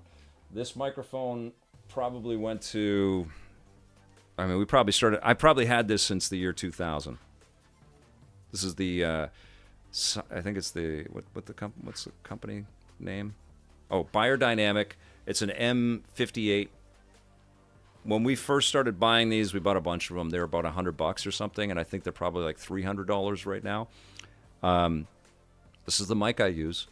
This mic has taken me to, come with us to E3s, maybe 20 of them, at least 15 of them. This mic right here has probably been to at least 15, 16 E3s. And if you can imagine the audio quality at a trade show like that. I mean, there used to be noise complaints from the booths. but we would walk around with those microphones and we'd get interviews that aired on television with that thing. And so it's very important to pick up some tools that won't cost you a fortune that will do the job. But having a good microphone is so important, and the audio quality that you get out of that microphone is so important. And I am first to say that I don't know everything about that. I don't have the best audio that exists online or whatever. And you can spend a lot more, and you can get improved visual and audio quality out there. But this stuff isn't super expensive, and you're into some really good quality content. So do that. So use the tools, budget accordingly, and find a way to also keep your humanness and all of that. All right. Okay, 1 second here. Let's get a couple more questions in here. Tlefty, that's a hard one to say. I never liked the graphics of almost any early PS1 games. Well, they were amazing in the time, I'll tell you. Theorty is a first-time chatter, says, hey, Vic, been watching since those classic episodes. Have you seen the Bomber guy video that included Tom in a bit of negative light? Was wondering if you had thoughts about it. I did see that video. I certainly have, seen and read, and I've gotten comments on videos and stuff like that. I've seen the hate.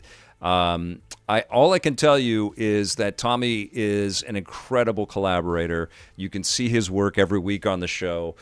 He worked his ass off with me, and I saw him also work his ass off building all of the audio stuff that he was contracted to do with the different companies that he was working on and on Video Games Live. And I saw firsthand how hard he and his team were working on in television stuff. And I think it's pretty easy to make content and post comments deriding anyone. But there's a lot of stuff that Tommy was involved with that he should be very proud of. And he worked very, very, very freaking hard. And I saw it all the time. And he's great on the show. He was a great host on the show. I had a lot of fun working with him.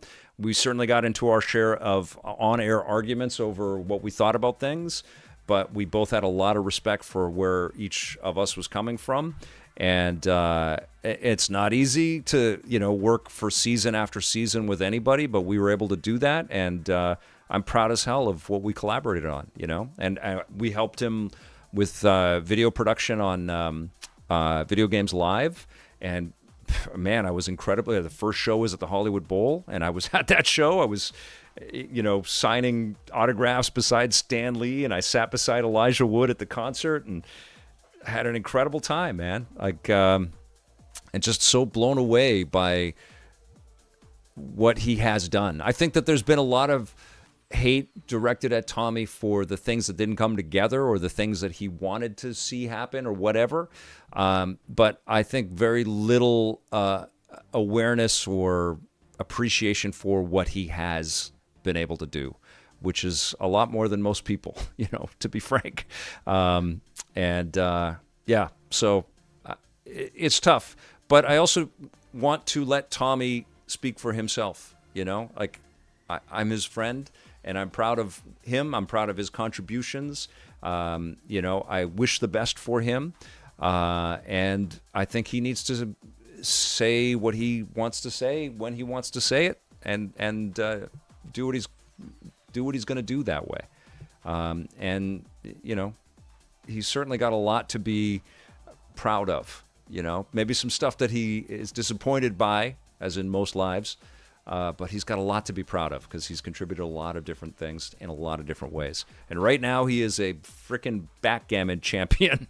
He's been touring to different tournaments around the world and winning as a backgammon pro, which is crazy. Twitch question from John Yomtov. Tell us about how your involvement with Metal Gear Solid 4 came about. This is from John Yomtov. Good question. That came about through our constant travels and connecting with different companies and people, and got to know Ryan Payton. We, I think, connected with him at the Tokyo Game Show and did some interviews with him about Metal Gear Solid 3, I believe. And we just hit it off. Good, just an amazing human being. And I think we'd already started to do some behind-the-scenes work at that point. And I pitched him, and maybe Ken Imozami, I hope I'm pronouncing his name correctly, the producer might have been there as well. I can't definitively remember how we broached the subject, but I pitched, and Ryan was involved for sure, but I pitched the idea of us making a huge documentary focusing on all aspects of development on this incredibly ambitious game that was headed our way. And he liked that quite a bit. And he took it back to Hideo and to Ken for sure, and they all talked about it. I had another meeting with Ken in Tokyo. It was just he and I. He was the producer on the game. Wonderful guy. And then we agreed on a budget and a time frame, and the whole concept for the project was that it wasn't just going to be us visiting the Tokyo studios, but we were also going to cover the production in Los Angeles, because they worked with Hello Logan on some of those intro video pieces that David Hayter was at. We also recorded voiceover sessions. They had shot a lot of stuff for the history of the Metal Gear franchise, and they loaned us the tapes to digitize and put all that stuff together. And then I suggested a couple of other things, like going to Washington, D.C. and interviewing Peter Singer, who was a guy from the he was at the Brookings Institute, and completely entrenched in the Washington, D.C. and sort of the military space, communicating around all of these things. So we got some interviews. We got an interview with him talking about automated warfare and robotics, and some interesting perspective there. We went to Ryan Payton's home, where he lived in Portland or Vancouver, Washington, and met his folks and his brother, and we talked to Ryan Payton's family about his journey from being a game journalist in America to teaching Japanese or teaching English in Japan, and then eventually interviewing Hideo Kojima, who liked his Osaka accent and brought him aboard as an associate producer. So we got the whole story there, and we put together. That was our most elaborate behind-the-scenes piece we'd ever done for a project. It took many months.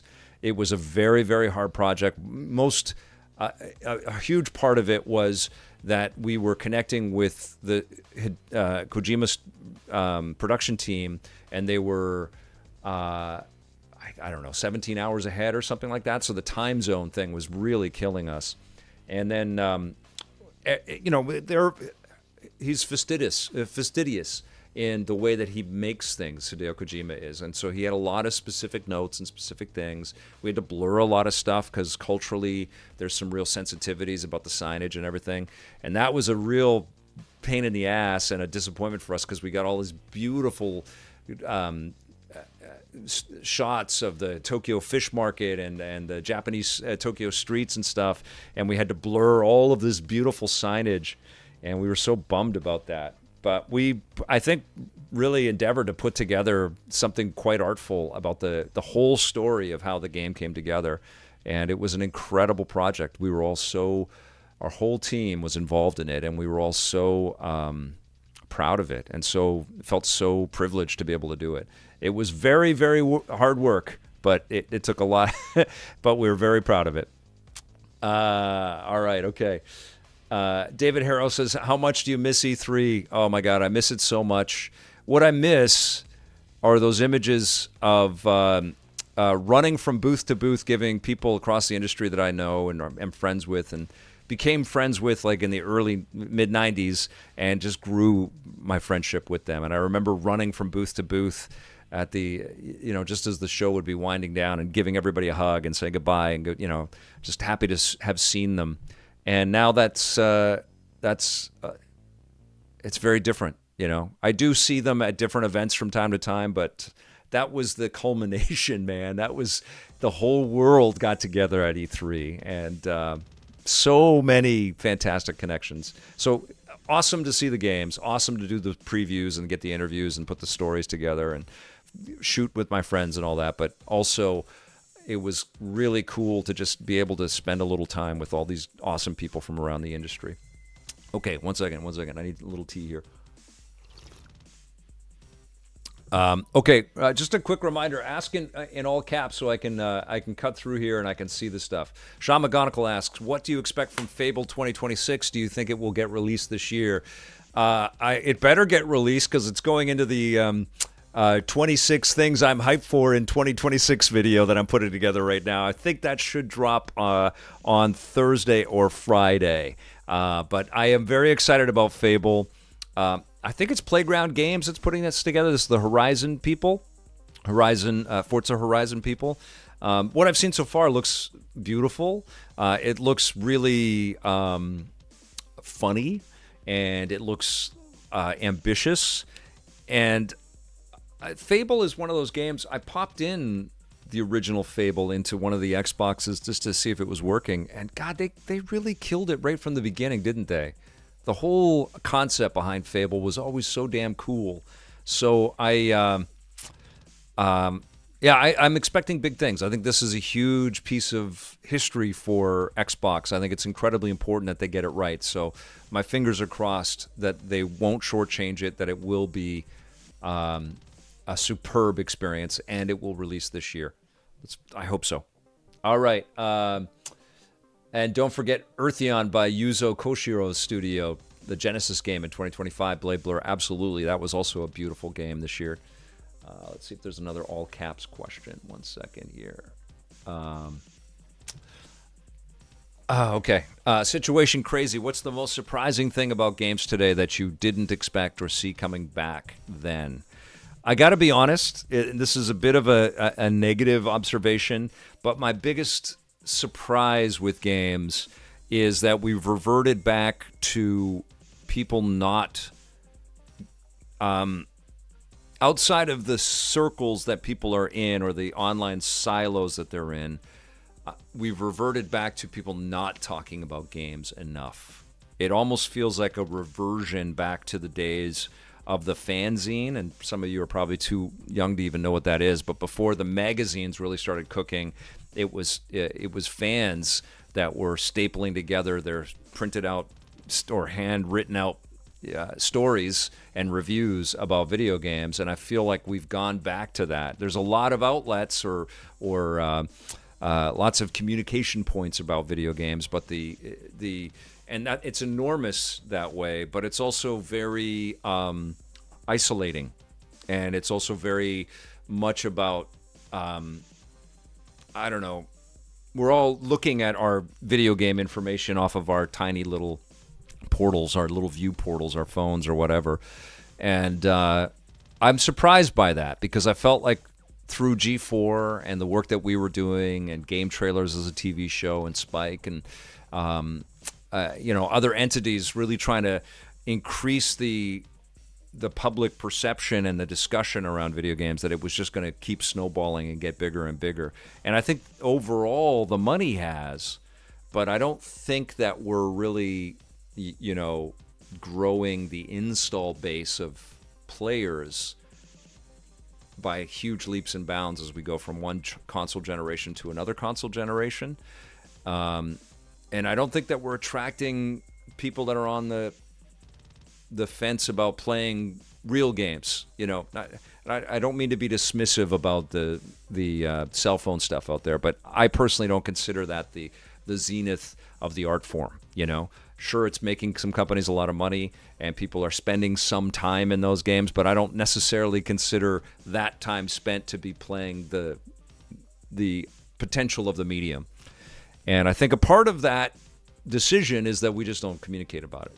And that includes all of the bigger news outlets and stuff like that. Like huge games will come and go, and these major players in media just won't even hint about them. They won't even talk about them. And I think that's sad. I think it's sad. I think that this is I've devoted my life to this freaking thing. I love it, and I feel like this is incredibly impactful, powerful storytelling and escapism and art and entertainment.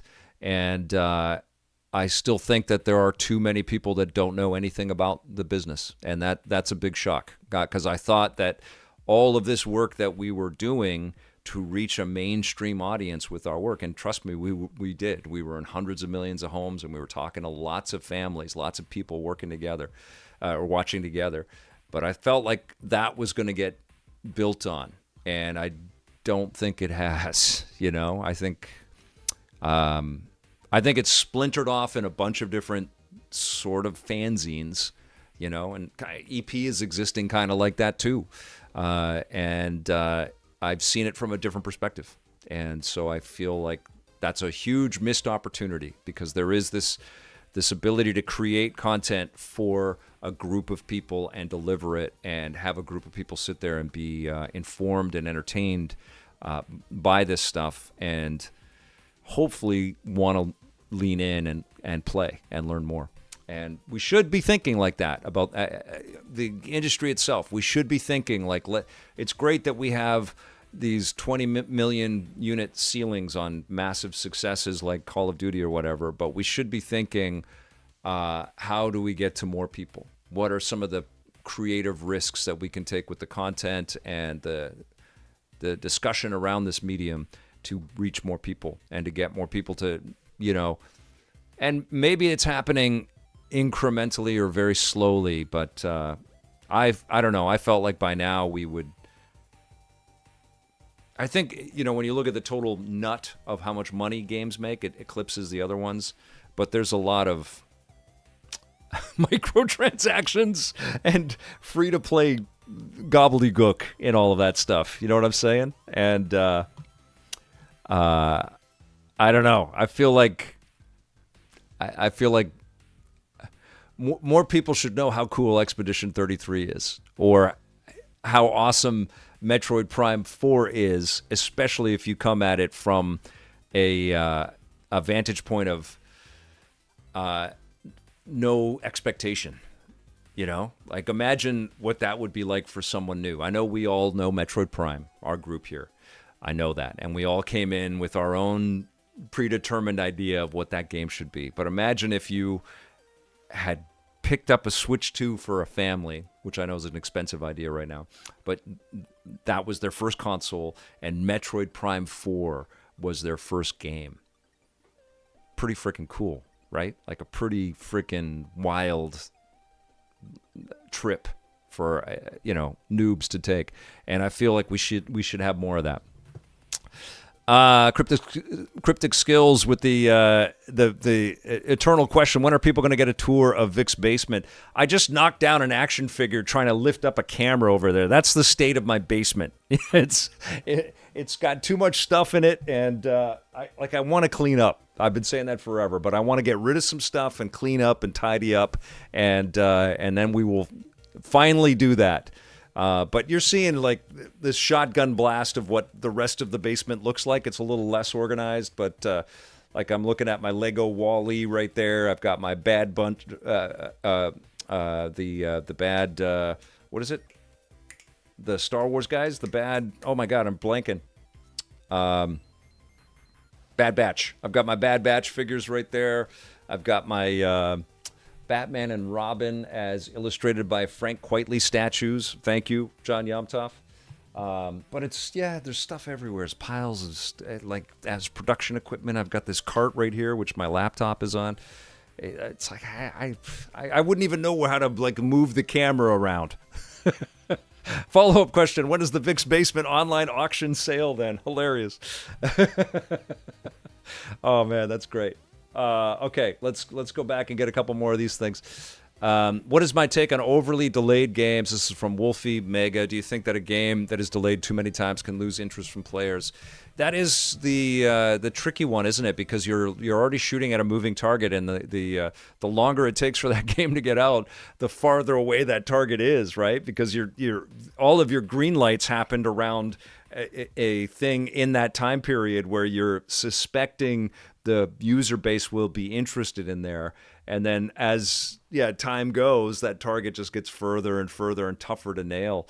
But the other side of it is you're refining and you're polishing and you're tweaking and you're finding the fun and you're, stripping away the pieces. This is where I think AI is going to come into play. I think AI is going to be an ingredient in speeding up the process, but I also think that the game companies, like I tweeted the other day, that Xbox is third place in market share. All the news seems to be whether they're going to stick with this or not, and I think they're sitting on a damn gold mine. They have these classic Xbox experiences from all eras of Xbox. They've come out very strong about their belief in backwards compatibility, and yet there is a discrepancy. If you play the Xbox 360 stuff, if you pop in your Xbox 360, you have a wider assortment of original Xbox titles that you can get to than if you pop in your Xbox Series X. And so PlayStation has this opportunity too, but Xbox in particular, because they've been so forward-leaning on this idea that your games stay with you, here is an opportunity for them to take a delay on this next gen of machine. They don't need to rush into this at all. They have all these publishers that are making games that will work just fine on the Series X and whatever other hardware exists out there, and they can go out with that. But they also have this huge catalog of original Xbox and especially Xbox 360 games that ran at about 30 frames per second. And yes, the visuals are going to be a little bit dated, a little bit chunky and squared off. But holy crap, do they have an opportunity to re-engage with those classic titles? And I'm not just talking about discs. It would mean licensing. It would mean spending money, but they could move over the money from investment in R&D and marketing on a new piece of hardware into getting more people to play some of this incredible software that's out there that's new to people that didn't get it the first time, which is a lot of people. And also the lifers would then be able to pop their discs into an Xbox Series X and play them. And that message is an excellent one.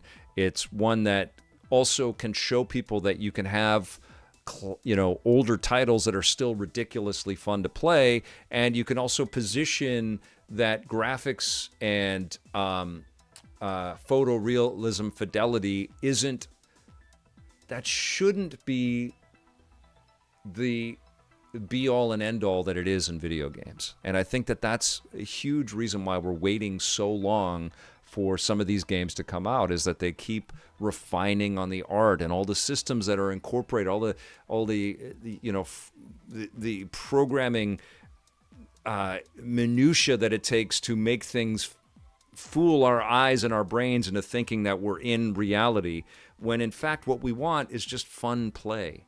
We want fluidity. We want it to be fun to zip around. I mean, look at Sifu. Sifu looked like a PS3 game on whatever platform you played it on, but it ran like stink, and it just, and it was gorgeous with its lighting, but it wasn't about photoreal textures and details and things. And I don't know. I think we need to kind of revert a little bit back. I think we should take some steps back. I don't think we should be thinking, okay, we hit 4K 60, now let's get to 4K 120, and we can see ray trace reflections in everybody's eyeballs. It's like, who cares, man? Just make fun freaking games and keep your teams floating and get to the content a bit quicker. Let's go. All right. Okay.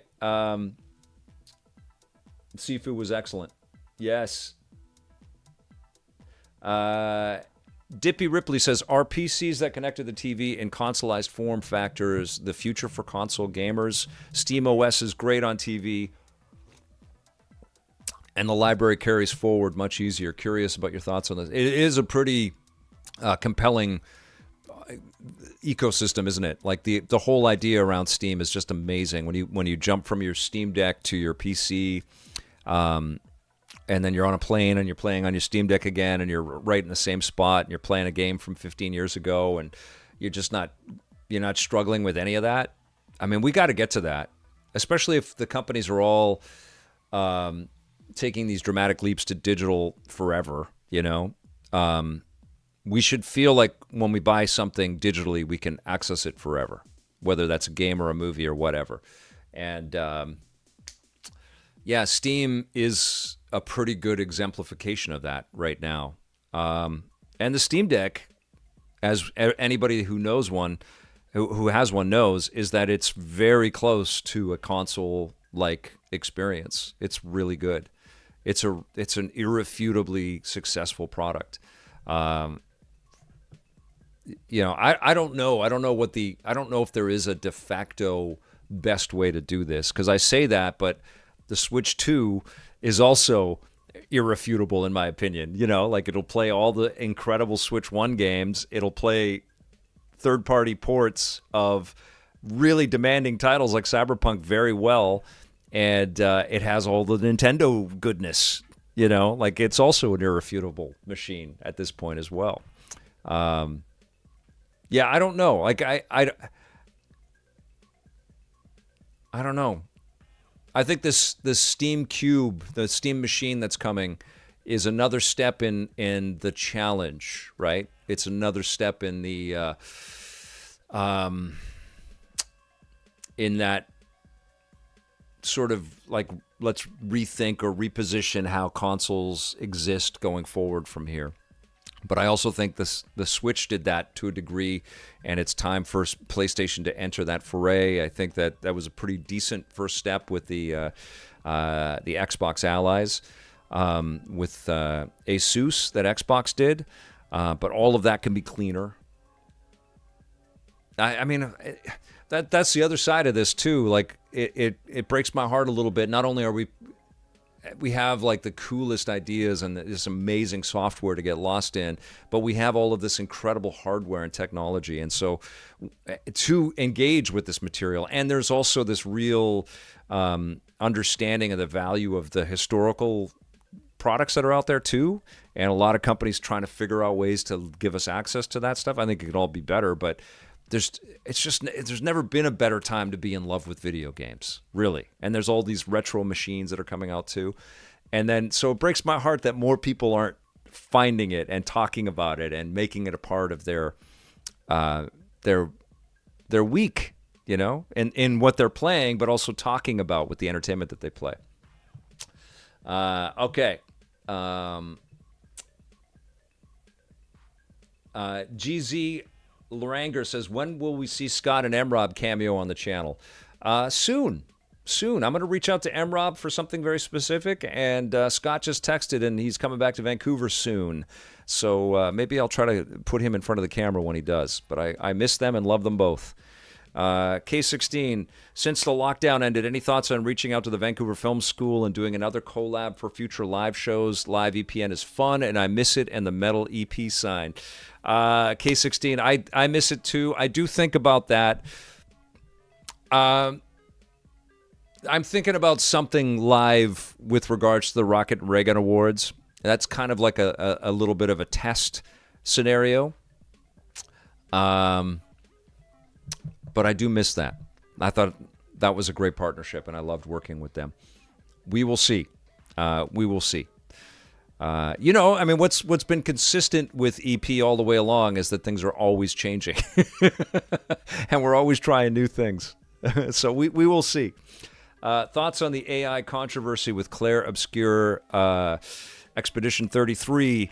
I understood from the Indie Game Awards perspective, because they had some specific guidelines. I also know a lot of game makers, and on the development side and the people that work around computers all the time, there is less of, and create things all the time. I think there is less of a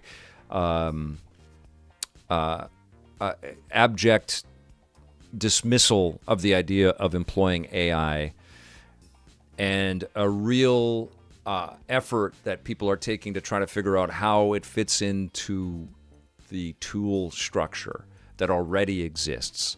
And there's a lot of parallels with the way that people use like off-the-shelf engines and little pieces like SpeedTree and pieces of middleware and technology that already speeds up development. And there's a lot of games that are being made that I'm not aware of, and you're not aware of probably all the intricacies in there, where there is so much leaning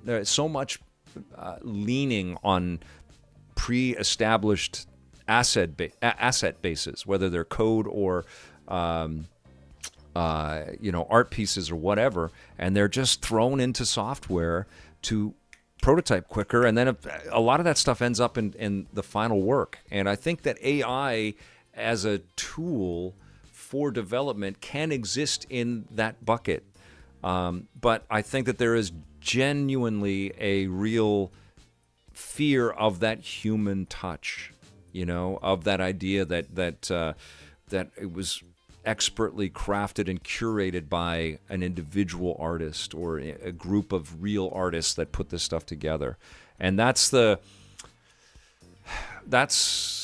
I think the path that every studio in every medium is trying to figure out right now. I mean, there's an analogy to the drum machine. There's a lot of art that we're listening to where there is just a robotic drum sound and no drummer was employed. And we're not pissed off about that. We just think it's, this interesting syncopation that's buried within this sound that's coming to us. And I think video games are going to use AI. They're using AI. They've been using, forms of AI to already manage NPCs and things like that for decades. It's just getting better and faster. And I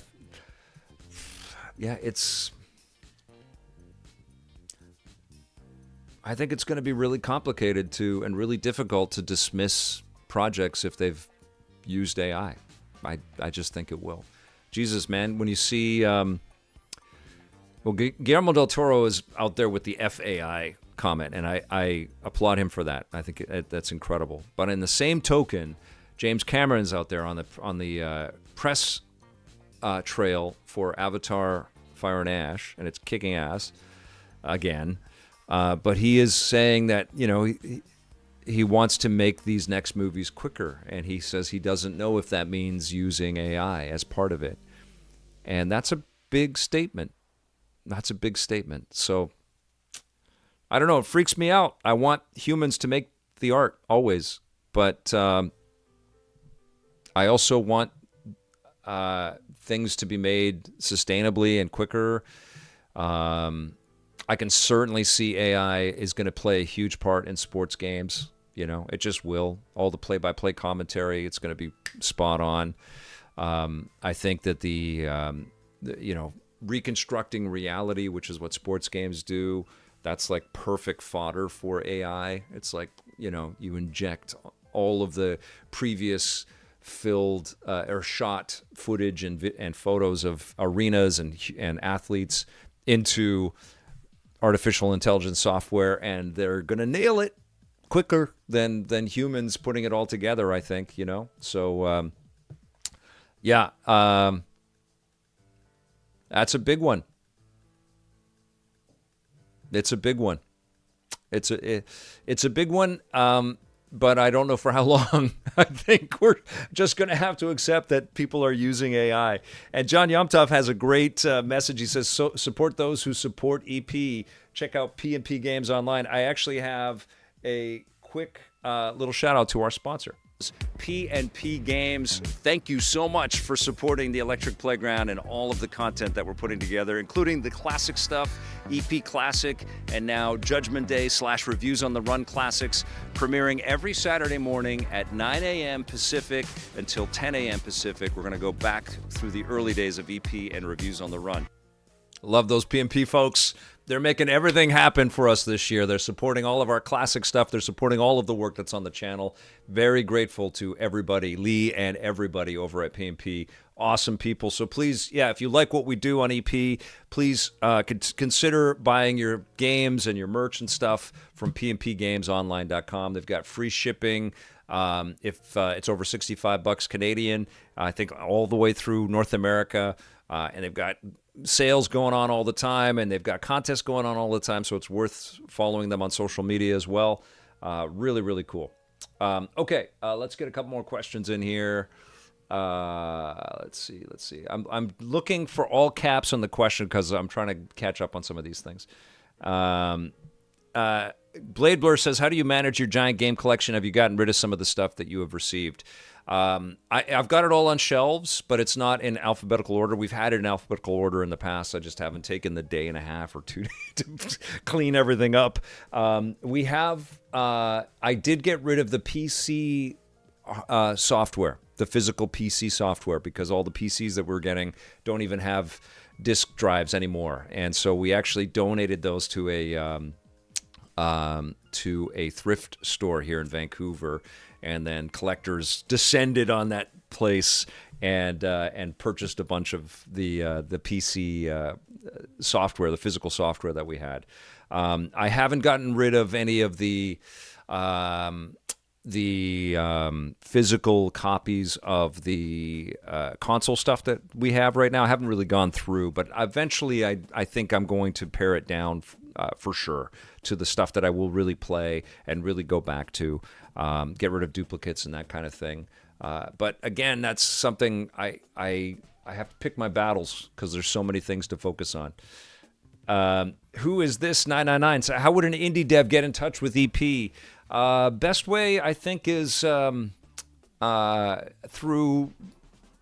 Twitter, I think, is the best way. Just that's where I have Twitter or Blue Sky. Okay, so just at me. I'm Victor_Lucas on Twitter, and on Blue Sky, I think I'm Victor Lucas at B Sky Social or something, whatever they call it.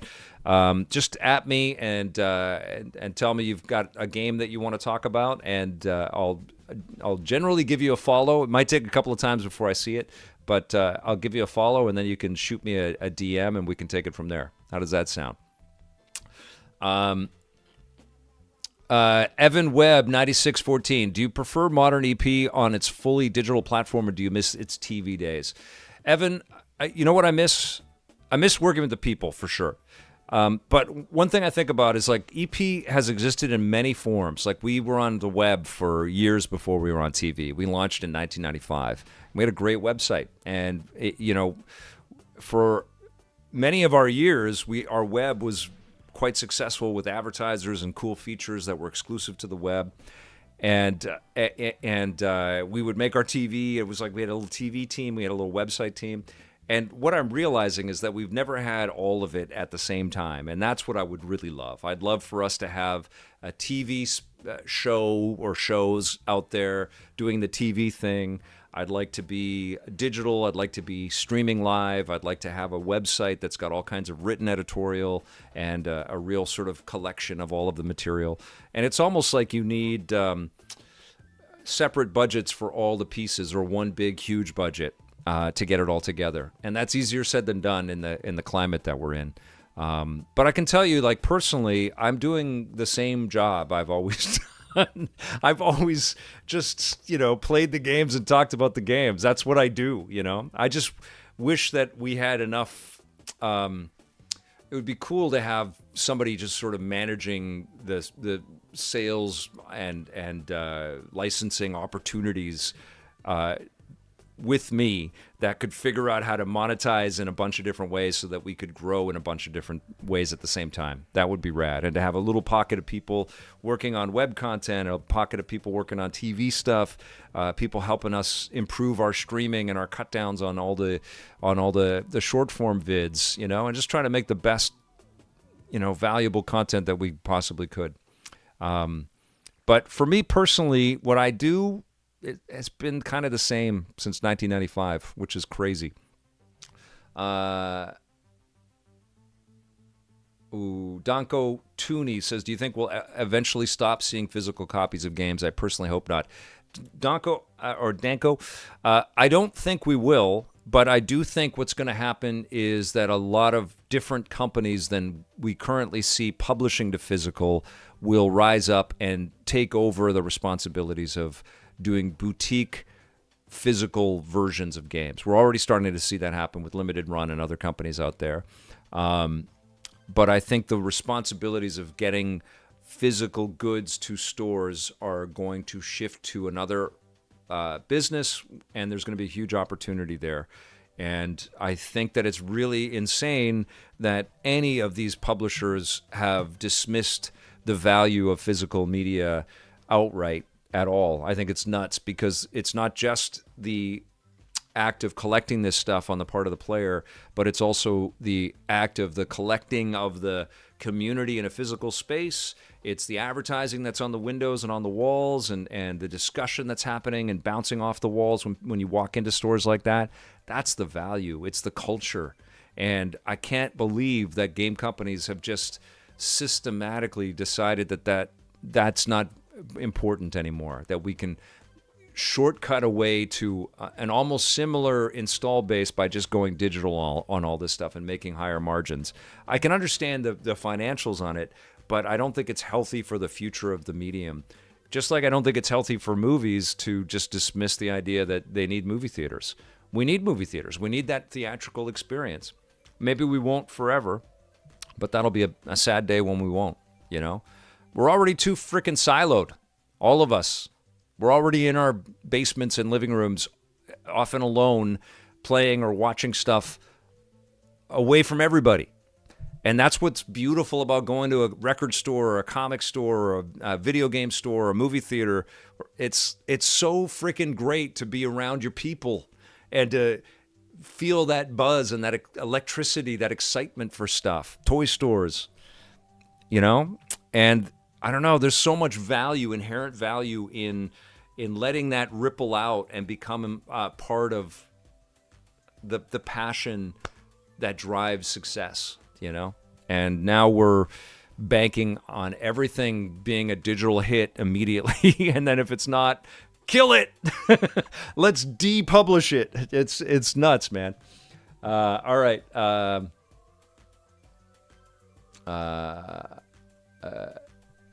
Okay, let's see. Let's get a couple more questions in here.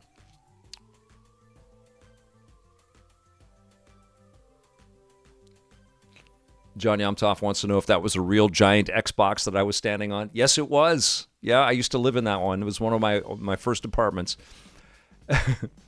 All right, let's see.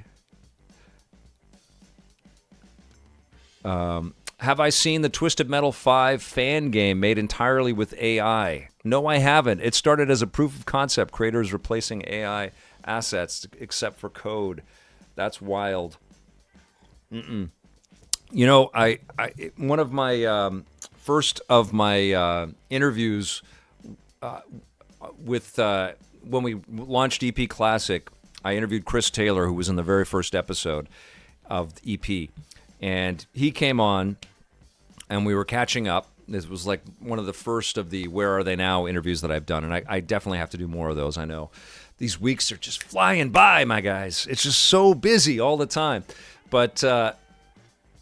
Talking with Chris, who's very much a programmer, very much figured an incredible career that he's had, but he brought up this idea of taking video footage of an NHL actual game and attaching the assets of that video footage over top of a classic NHL 94 cartridge, a Sega Genesis, and what that mind trip would be like using AI. And I'd never even considered anything like that. But yeah, I think we're going to see some crazy stuff where it's going to be this collection of sources squished together by the computer, and it will be playable. It's going to get wild, man. What freaks me out about AI is that we're already siloed. We're already in our freaking own little worlds, watching these short-form videos all the time. On social media, doom scrolling, whatever. And AI is going to be another level of that. It's going to be, instead of doom scrolling, we're going to be doom generating and then making cute little toys for ourselves, whether they're little videos or little interactive games or whatever. And eventually it'll get better and bigger. But it will just enclose us in our own little worlds even more. And I think that's so freaking unhealthy, you know? That's why things like E3 and game stores and Summer Game Fest and going to the theater, you know, the hangouts are so important. And playing couch co-op, playing with people is so goddamn important. It's beautiful that we can connect over the internet. It really is.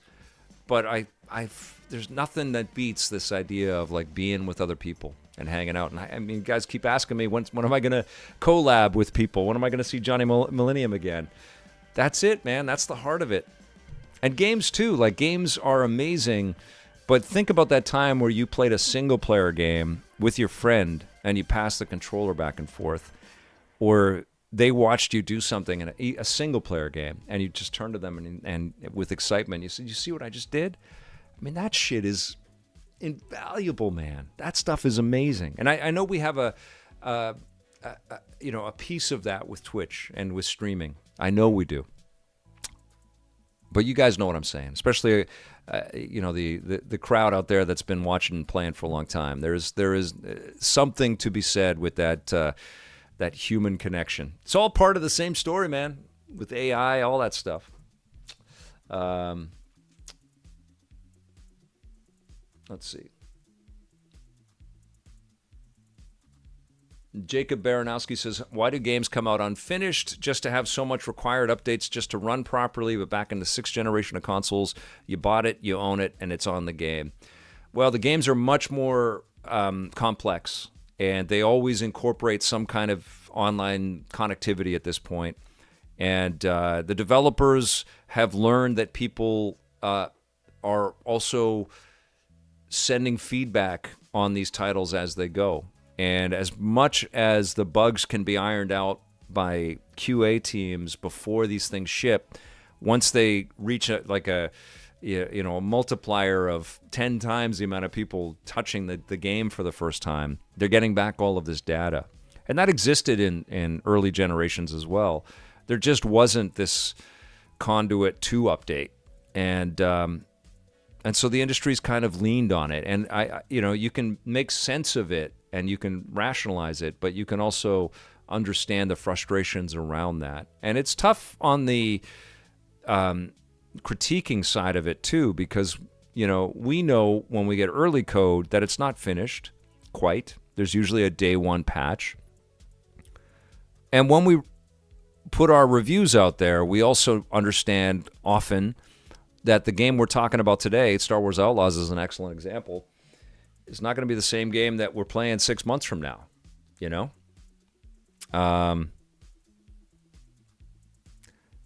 But that kind of connectivity in our software is a blessing and a curse. It's a bit of both. And it's impossible to go back.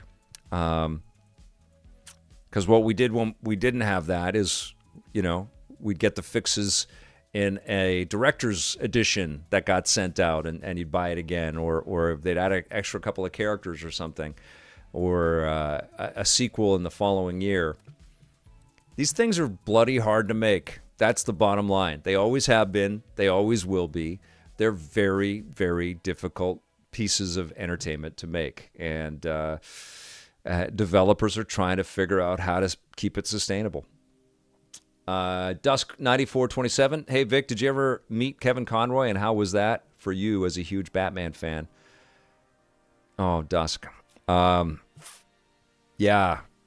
Yes, I met and got the chance to hang out with Kevin Conroy. The first time I met him, we were lucky enough to do the making of Batman Arkham Asylum with Warner Brothers. And so we went to the record sessions on the game and recorded Kevin and Mark Hamill doing their characters and shooting them in the booth, and got to hang out a little bit with both of them. And Kevin was so down to earth and so cool. And I've said this before, but he did a voice record on my I never do this, but he did a voice record on my outgoing answering machine. I had a U.S. phone because I was in the States so often that when I leave Canada, my bills were crazy. So I got a plan down there. And so I don't have that anymore because then they all have roaming, which is easier to deal with these days. But he did the outgoing message. So whenever people called my U.S. number, it was Kevin Conroy as Batman. Victor can't come. He's out of the cave right now or whatever. And it was amazing. And that was like the first time I met him. And then I did some panels with him. I've interviewed him on the line, red carpets and stuff like that at Comic-Con. I did the Arkham Asylum panel, the animated movie that they made. And Kevin Conroy was Batman in that, and lots of incredible actors are in that movie. It's great, by the way. And then we all went out for dinner, and I sat beside Kevin, and we were just chilling and talking, and he was freaking amazing. Just a wonderful guy. The last interactions I had with Kevin were through Twitter, and I found out that he was shooting the CW stuff, the live action stuff in Vancouver, but I found out about it too late.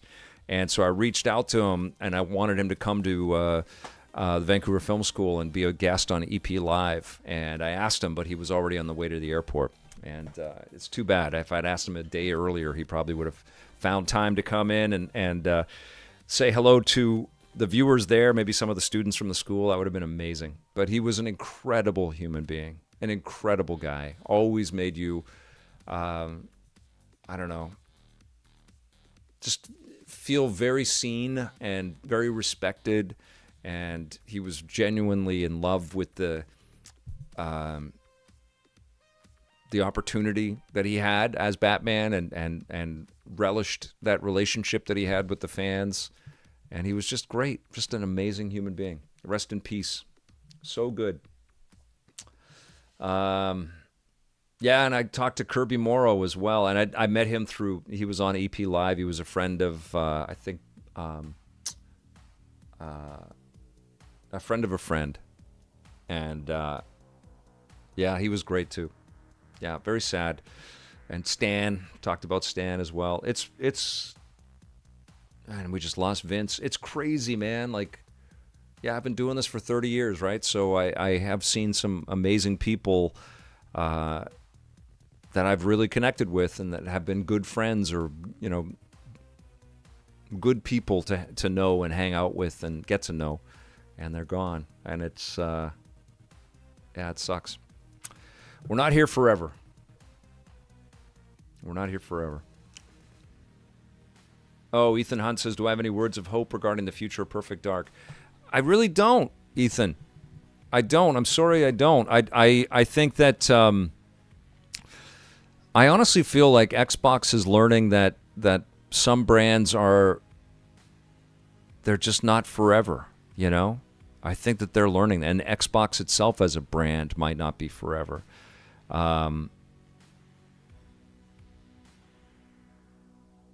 It might be something like Perfect Dark might be something that in 10 years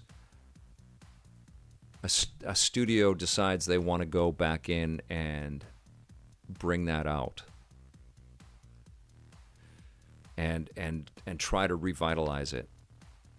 But they kind of screwed it up with the sloppy way that they dealt with the reissues, and the Xbox 360 game was not that great. Yeah, it's tough because you can overdo it, right? You can come out with too many sequels and overstay your welcome that way, or you can take too long and have some mediocre revisits and kind of kill the desire for more that way too. But I think some of these brands, they don't last forever, you know? They don't. It sucks. You know what? We seem to have reached the age where life stops giving us things and starts taking them away. The only good quote from Crystal Skull. Well, Indiana Jones is kind of, that's proven my point, you know? Like, I adore Indiana Jones. You guys know how much Indy means to me. And I feel like a lot of the world doesn't, you know? I feel like they didn't really show up for Dial of Destiny. People were burnt out on Kingdom of the Crystal Skull, and it was underwhelming. It wasn't anywhere near as good as the original trilogy. But they should have really come in droves for The Great Circle, and I don't know if they did. I don't know. I feel like it was the game of the year as far as I was concerned last year. It was incredible on a number of different levels, but I feel like maybe the world has moved on, you know? And Dial of Destiny sucked for Yash Rivas Stava. Not for me. Loved it.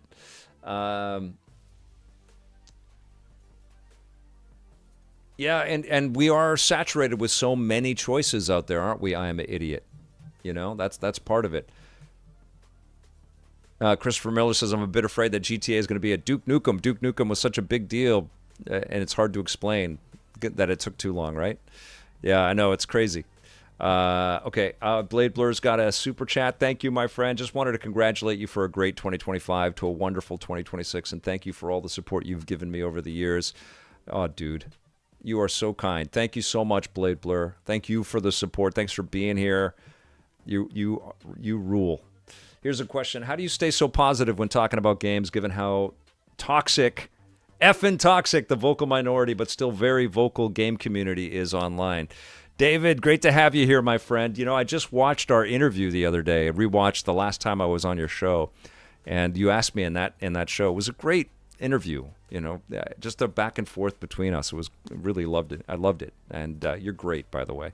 I have always had perspective, David. You know, I've always had this perspective that the industry let me in, and who was I? I was a guy out of Canada.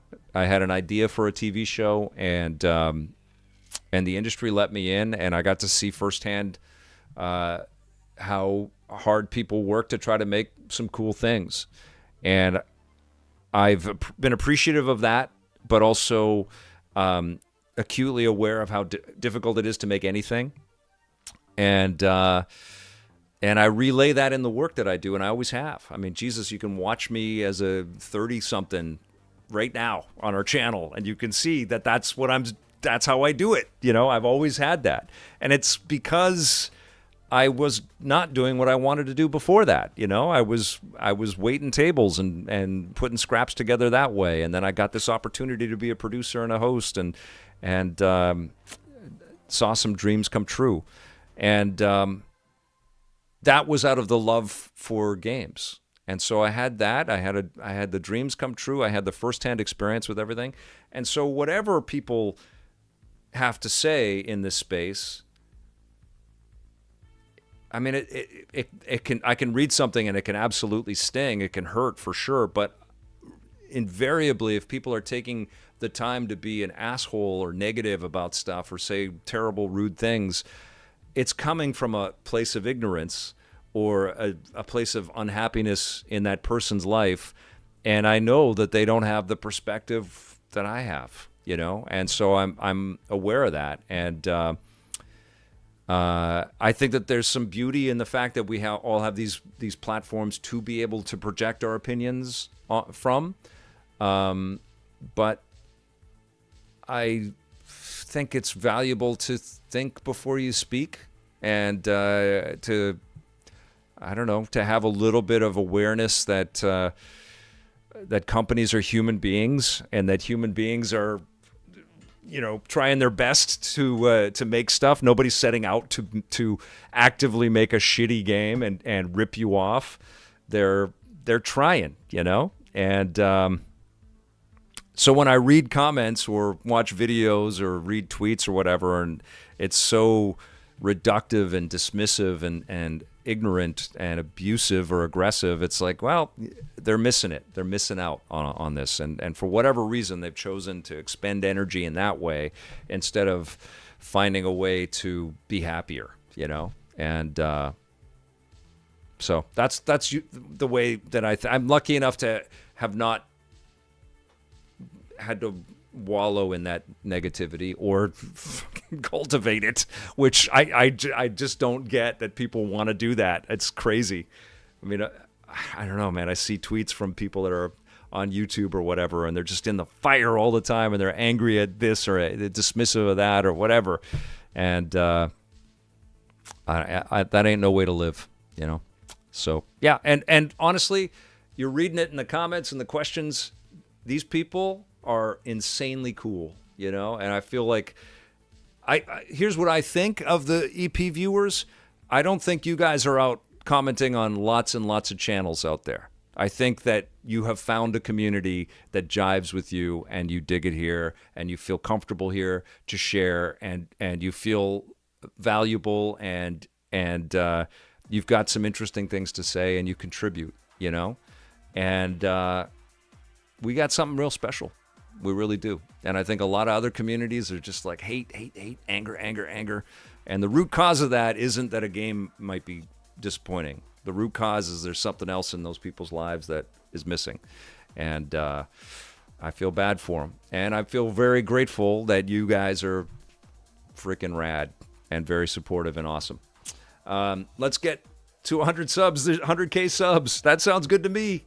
Yeah, let's keep this growing, man. If we keep growing, we keep adding. And, it'll be an interesting sort of new path to having some more people on the team, but I would like that. I would like that very much.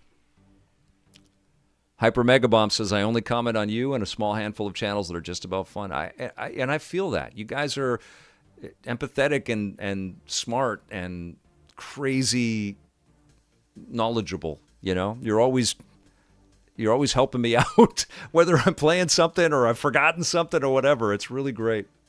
It's really great. Hey, PMP is here. Play forever, chat. That's it, man. Absolutely. That's the core right there.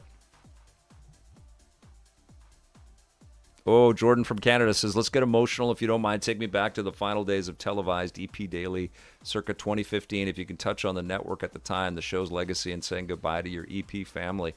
Well, I kind of wrapped it up pretty well. That video exists on the channel. But yeah, it was really hard. It was hard shrinking. Like, we had gone through many years of sustained adding to our production pipeline and growing and making more shows. And in 2015, we didn't have the budget to make 2 shows, so we had to let people go. And there was no easy way to do that. I didn't have a plan for not growing. I didn't have a plan for growing, but it's easier to grow than it is to let people go, and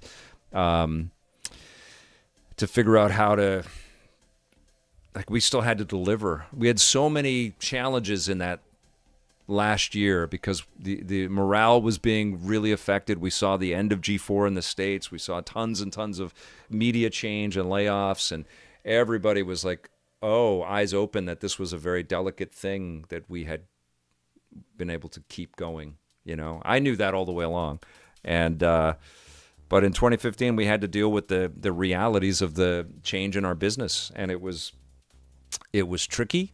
And I'm grateful to all of the team members that persevered through all of that change and helped us deliver. I think we still delivered like 180 or 200 shows in 2015.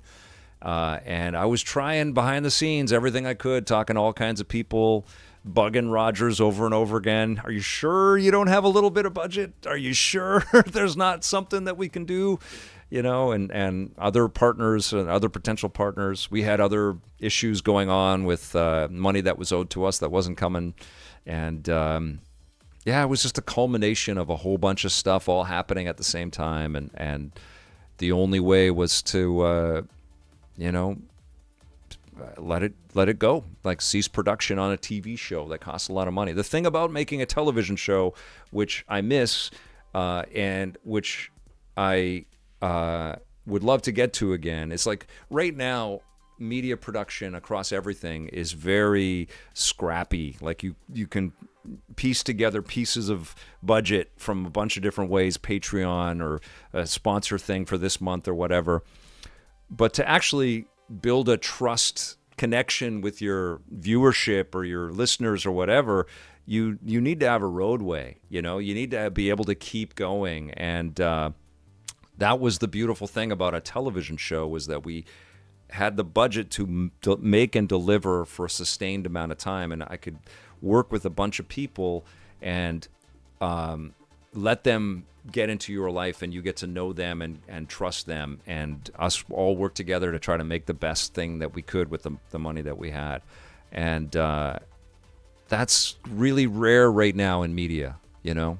Everything seems so at every level. I mean, you see, I don't know if New York Times has a Patreon account, but it feels like at every freaking level there is this kind of desire for some more money to come in to keep things afloat. And it's real tricky. And that's honestly another reason why I want you guys to support PMP, because they have stepped up. We've been able to do 2 years of EP Classic because of them, and we're going to give you guys another year of lots of awesome material. And they they're sponsoring us for months ahead, like they're committing to us for a chunk of time. And that's the kind of partner that I want. I don't want to be just doing snatch and grab deals and not knowing where our, budgets are going to come from. It's really challenging to do stuff that way. I really don't want to do that. And I'm trying to avoid, putting a big Patreon push together. Maybe someday we will do that.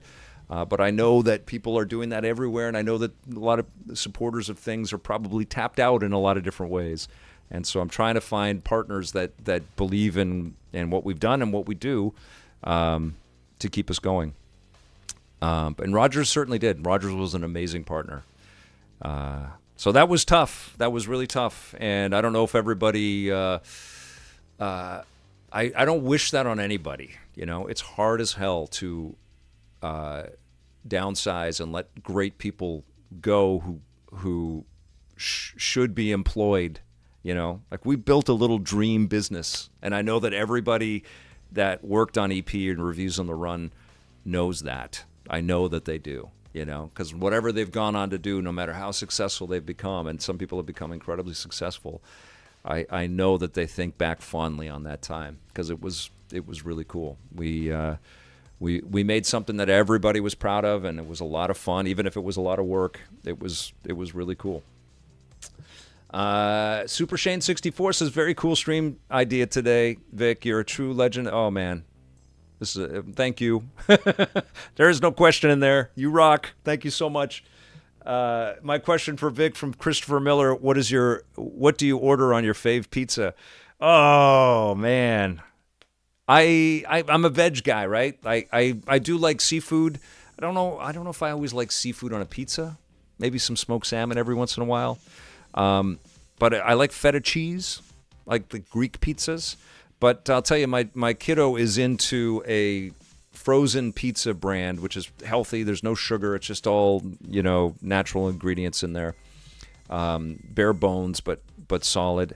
And I don't eat meat. Haven't eaten meat for a long time. But the one meat item that I think about, I don't even think I had it. I haven't eaten meat since I was a kid, so I don't even think I had a lot of this when I was a young person. It was chorizo.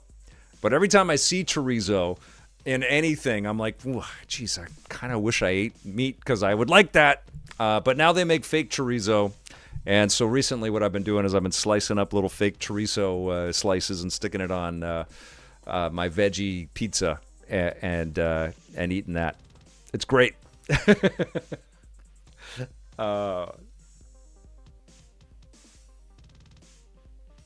True story. Vic and I and others in the EP community played Shredder's Revenge on launch day, and it literally forced me to get some Papa John's.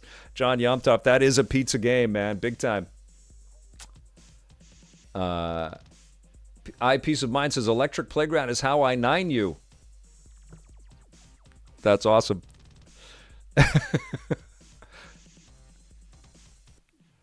Yeah, Wolfie Mega, it's pretty rad, right? Wolfie Mega says, I miss the City TV days, but I'm glad EP still exists and new fans can continue to enjoy it.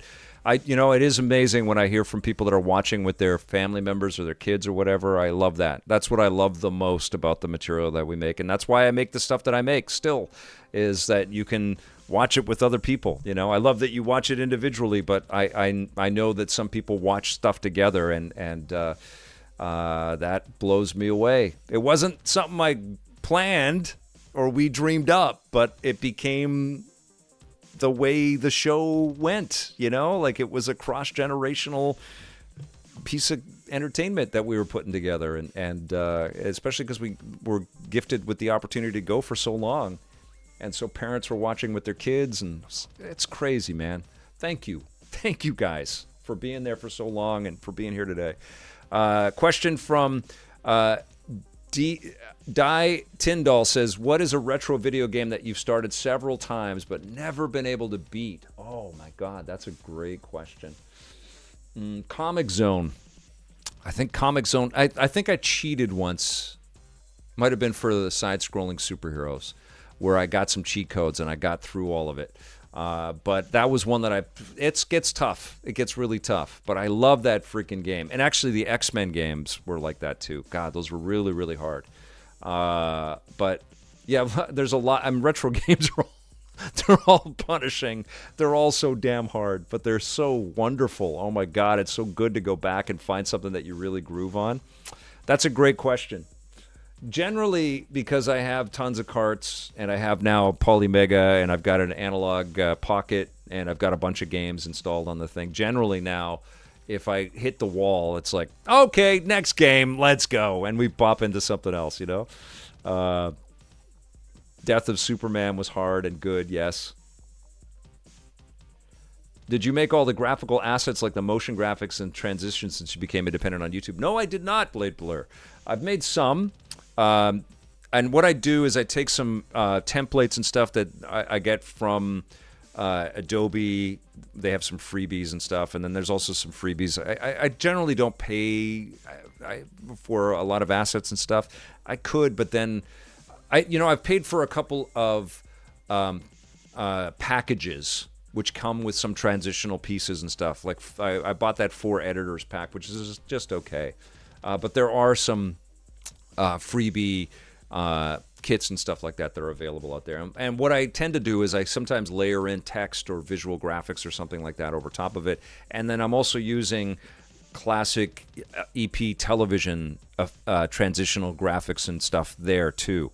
Who created the original Electric Playground logo? That, I think the original one, if I am not mistaken, Zoe created the very first EP logo with the little ball. I think she did that. And then, so that would have been something on our website first, and then maybe as far as season 1, because Tavis had just joined us in season 1. And then I think as we went, Tavis re-envisioned everything over and over again. We had many iterations on the EP logo over the years. But the EPN graphic, that was fully an idea I sketched out on a napkin. It truly was this lowercase EPN that connects with a game controller looping around. And Play Forever, Jesus, I didn't know that was going to be my motto. Like, I thought it was a fun tagline, and I believe in it, but I did not know that I would play forever when I did not know I would embody that. But I sure love it, you know? I feel like that was meant to be. All of this was frickin' meant to be, you know? Any possibility of having Tavis done? Yeah, I want to get Tavis and Aaron and probably Rob Koval. I think that's 2026 goal is get some of my old behind-the-camera production mates and get them in. For sure. Cryptic Skills is asking, will I be attending Vancouver Game Expo this year? I don't know. I need to reconnect with Fan Expo. Let's just leave it to that. I need to reconnect with the Fan Expo people. I had a wonderful time going to the Fan Expo stops that I went to in 2024 and part of 2025. Is that right? I don't know. The when I was doing it, it was amazing. So I need to reconnect with those guys. Tommy Tellerico's dad was actually part of the show, Peace of Minds. Yes, he did the intro pieces there, and he was so. He was what an amazing character he was. Super funny. I asked Tommy's dad before I asked Tommy if it would be okay for me to ask, because Tommy's dad always consulted with Tommy and kind of helped him manage his business and everything. And the idea to hire Tommy, I already knew who Tommy was because he was in all the magazines back in the 90s. And we hit it off at that first E3, which you can watch in video clips everywhere, the first time we ever met. And then I got invited to a party at Tommy's house in 96.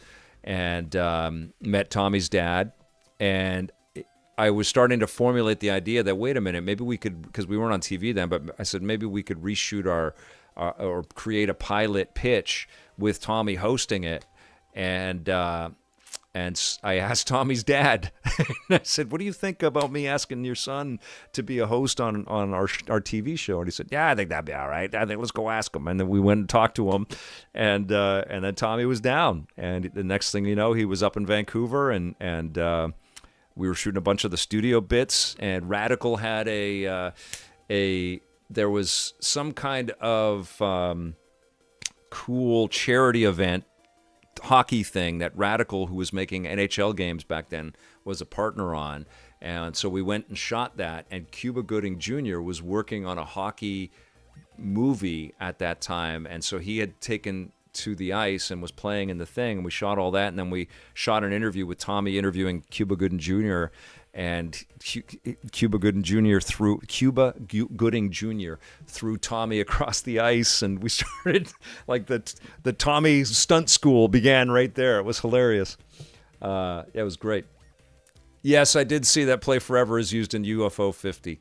I don't have that trademarked. I should, but I don't know. I think that'd be kind of they're too generic. Thoughts on Arc Raiders? Love it. Arc Raiders is awesome. Okay, let's get some rapid fires. We've been doing this for 3 hours. Okay, let's do all caps starting from now. I'm not scrolling up. Give me 10 more rapid fire questions. I'll take one from John Yomtov saying favorite NES game, River City Ransom. Let's go YouTube.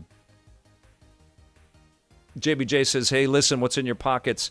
Well, I'll tell you this, my analog pocket is never far away from me. I think this is my favorite retro device. This thing is amazing. I use it all the time. Grayskull, go-to hair product. I am an old school spiker. I've been doing it since high school. I use Joico Firm number 8. So it used to be Ice Gel, but Joico Firm. And then Paul Mitchell Freeze and Shine to hairspray it up so it stays there pretty solid. Am I for unions for devs? I am.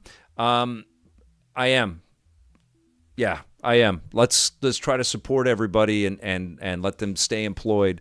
But let's not make that a reason for companies to not stay in business either. So it's got to work. Batman or Spider-Man? Ephesian, Batman, but Spidey in games.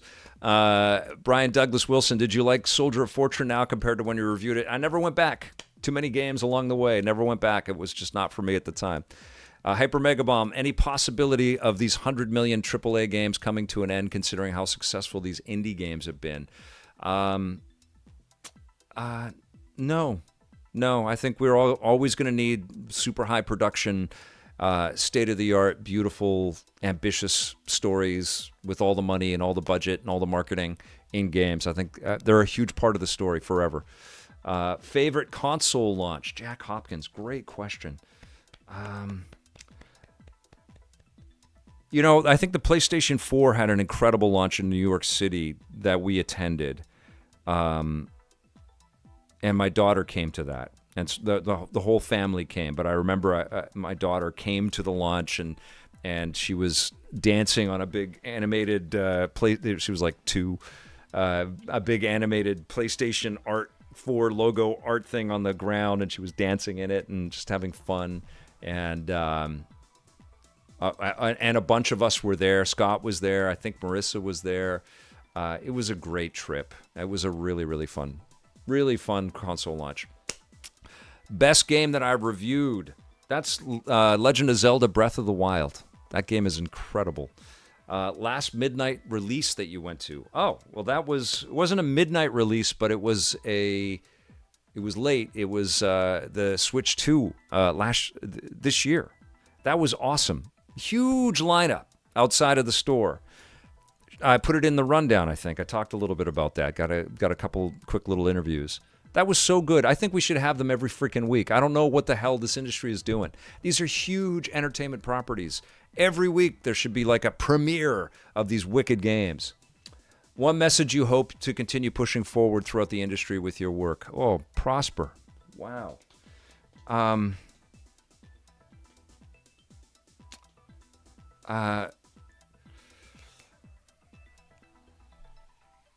I think people forget how emotionally impactful and important video games and creativity is for people. They're not just products. They're not just numbers. They're very meaningful. And the people that make them make the world more fun. And their work is very important. I mean, that was the pitch for the show. That's why I did it. And you know what I would tell them? Because, when I started pitching EP, games were 16-bit. They all looked kind of the same. They just looked a little bit, they had more sprites, they had more pixels. And the PlayStation was still coming. And I would show people pictures of the PlayStation, but I would tell them stories about going to play arcade games with my friends in the 80s and how resonant they were and how emotionally involved they were, when even the earliest games were just like little primitive cave drawings, but they still hit, they still mattered. And my thought was that as games became more complex and more creative and artistically enveloping, those stories would be even more important to collect and to talk about. And I said that we don't talk about how emotionally impactful games have always been and will always be, and we should, because people that know, we do talk about it a little bit, but there's a lot of people on the outside that just don't have an idea. So yeah, that's what I hope. I when people look at the work that I've done, that's what I hope they see. That I tried to capture that and document it and put these people in the lights that they deserve and give these entertainments the time that they deserve. I collected all the Super Shane says, did you collect any game magazines back in the day? Do you wish something like Nintendo Power would come back? I collected them all. I think they were very, very meaningful and important. I think it becomes a tougher idea in the age of clicking on videos and being able to see right away whether you are going to enjoy something in a more immediate form. But I think good photography and great writing still incredibly important. And I think if you can package your magazine product in a way that is also art itself, you got something there. Power 66 tips to convince others games aren't a waste of time. So, someone you know is going to tell you that they don't play video games, and then you're going to remind them that you played Tetris and you love it. And that's where you start.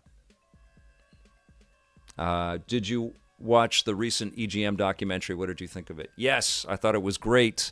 It looks like a lot of love went into making that. GameSack and his compatriots, I think, from My Life in Gaming, they did a beautiful job putting all that stuff.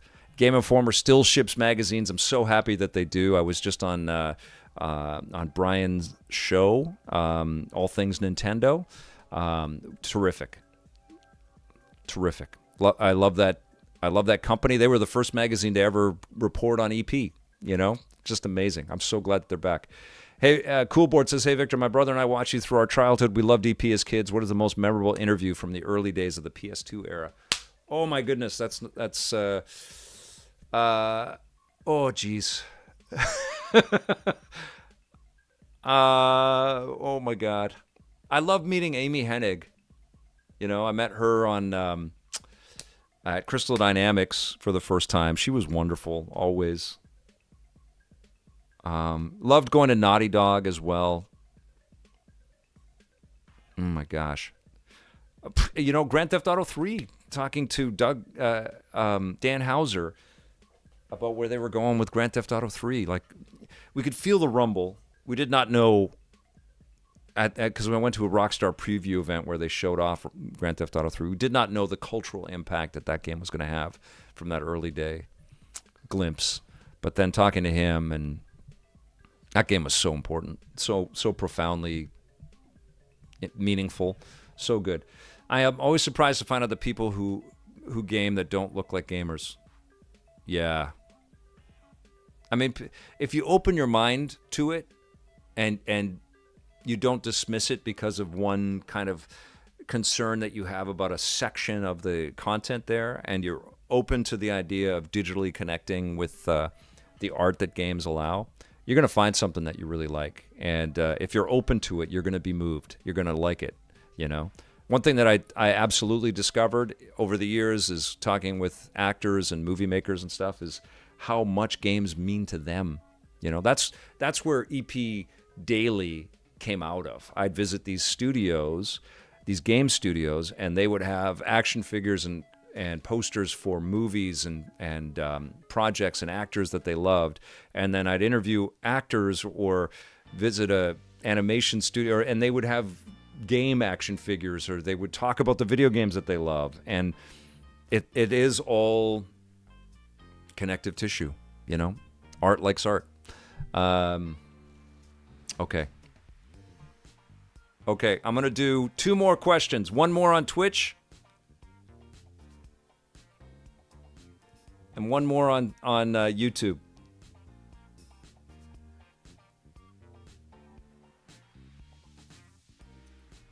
Awesome. Tatum got in there with a super chat. Okay, here we go. Happy New Year, Vic. If you hit over 100K subs this year, what's the celebration? Oh, man. It's hard to think like that because we've been a slow crawl. We're at 82, which I'm really, really grateful for, but that's a big leap to get to 100, so I haven't really had time to think about it. You know, like the celebration for EP, if we continue to grow, is I can bring on some more people to work with, you know, and then you guys get more perspective or more comments or more content from some more flavors, you know. That's what I'd like to do. So that's the there'll be some kind of cool stream or something like that for sure. But yeah, if you guys can help me grow, spreading the word and all that stuff, hitting that sub button. If you're not subbed, I think everybody that's commenting is subbed. But you know, hit the follows and definitely support our partner at PMP. But if we grow, that's where I want it to go. I want to bring more people in. I want to collaborate a little bit more. Romantic Copper says, "Oh, Gray Skull, you're very welcome. Thanks for being here." Romantic Copper says, "Why did Naughty Dog sell Crash?" Well, Naughty Dog didn't own Crash. Universal owned Crash, and Universal had all the lineage and history in the animation space, and including lots of sound effects and all kinds of know-how. And they worked with Naughty Dog to really help to make that a beautiful, almost animation project in a way. You know, not to mention Mark Cerny and his expertise being a part of all of that as well. Incredible franchise, though, right? It would be wild to see Naughty Dog make a Crash game again, wouldn't it? That'd be incredible. Okay, you guys, thank you all so much. This was a lot of fun. Smoked salmon pizza for 100K. This was great, you guys. Thanks for being here. Thank you for supporting the channels. Thank you for the super chats and all of your kind freaking comments and questions. I'll do another one of these in a while, but we are going to be streaming a lot, and there's going to be lots of reviews and features and all kinds of fun stuff headed your way. Thank you, guys. Thanks for helping me put this together. You guys all rule. EPN community is amazing. I couldn't have said it better. Awesome Tatum, 1976. Thank you, guys. We will see you soon. And until then, play forever.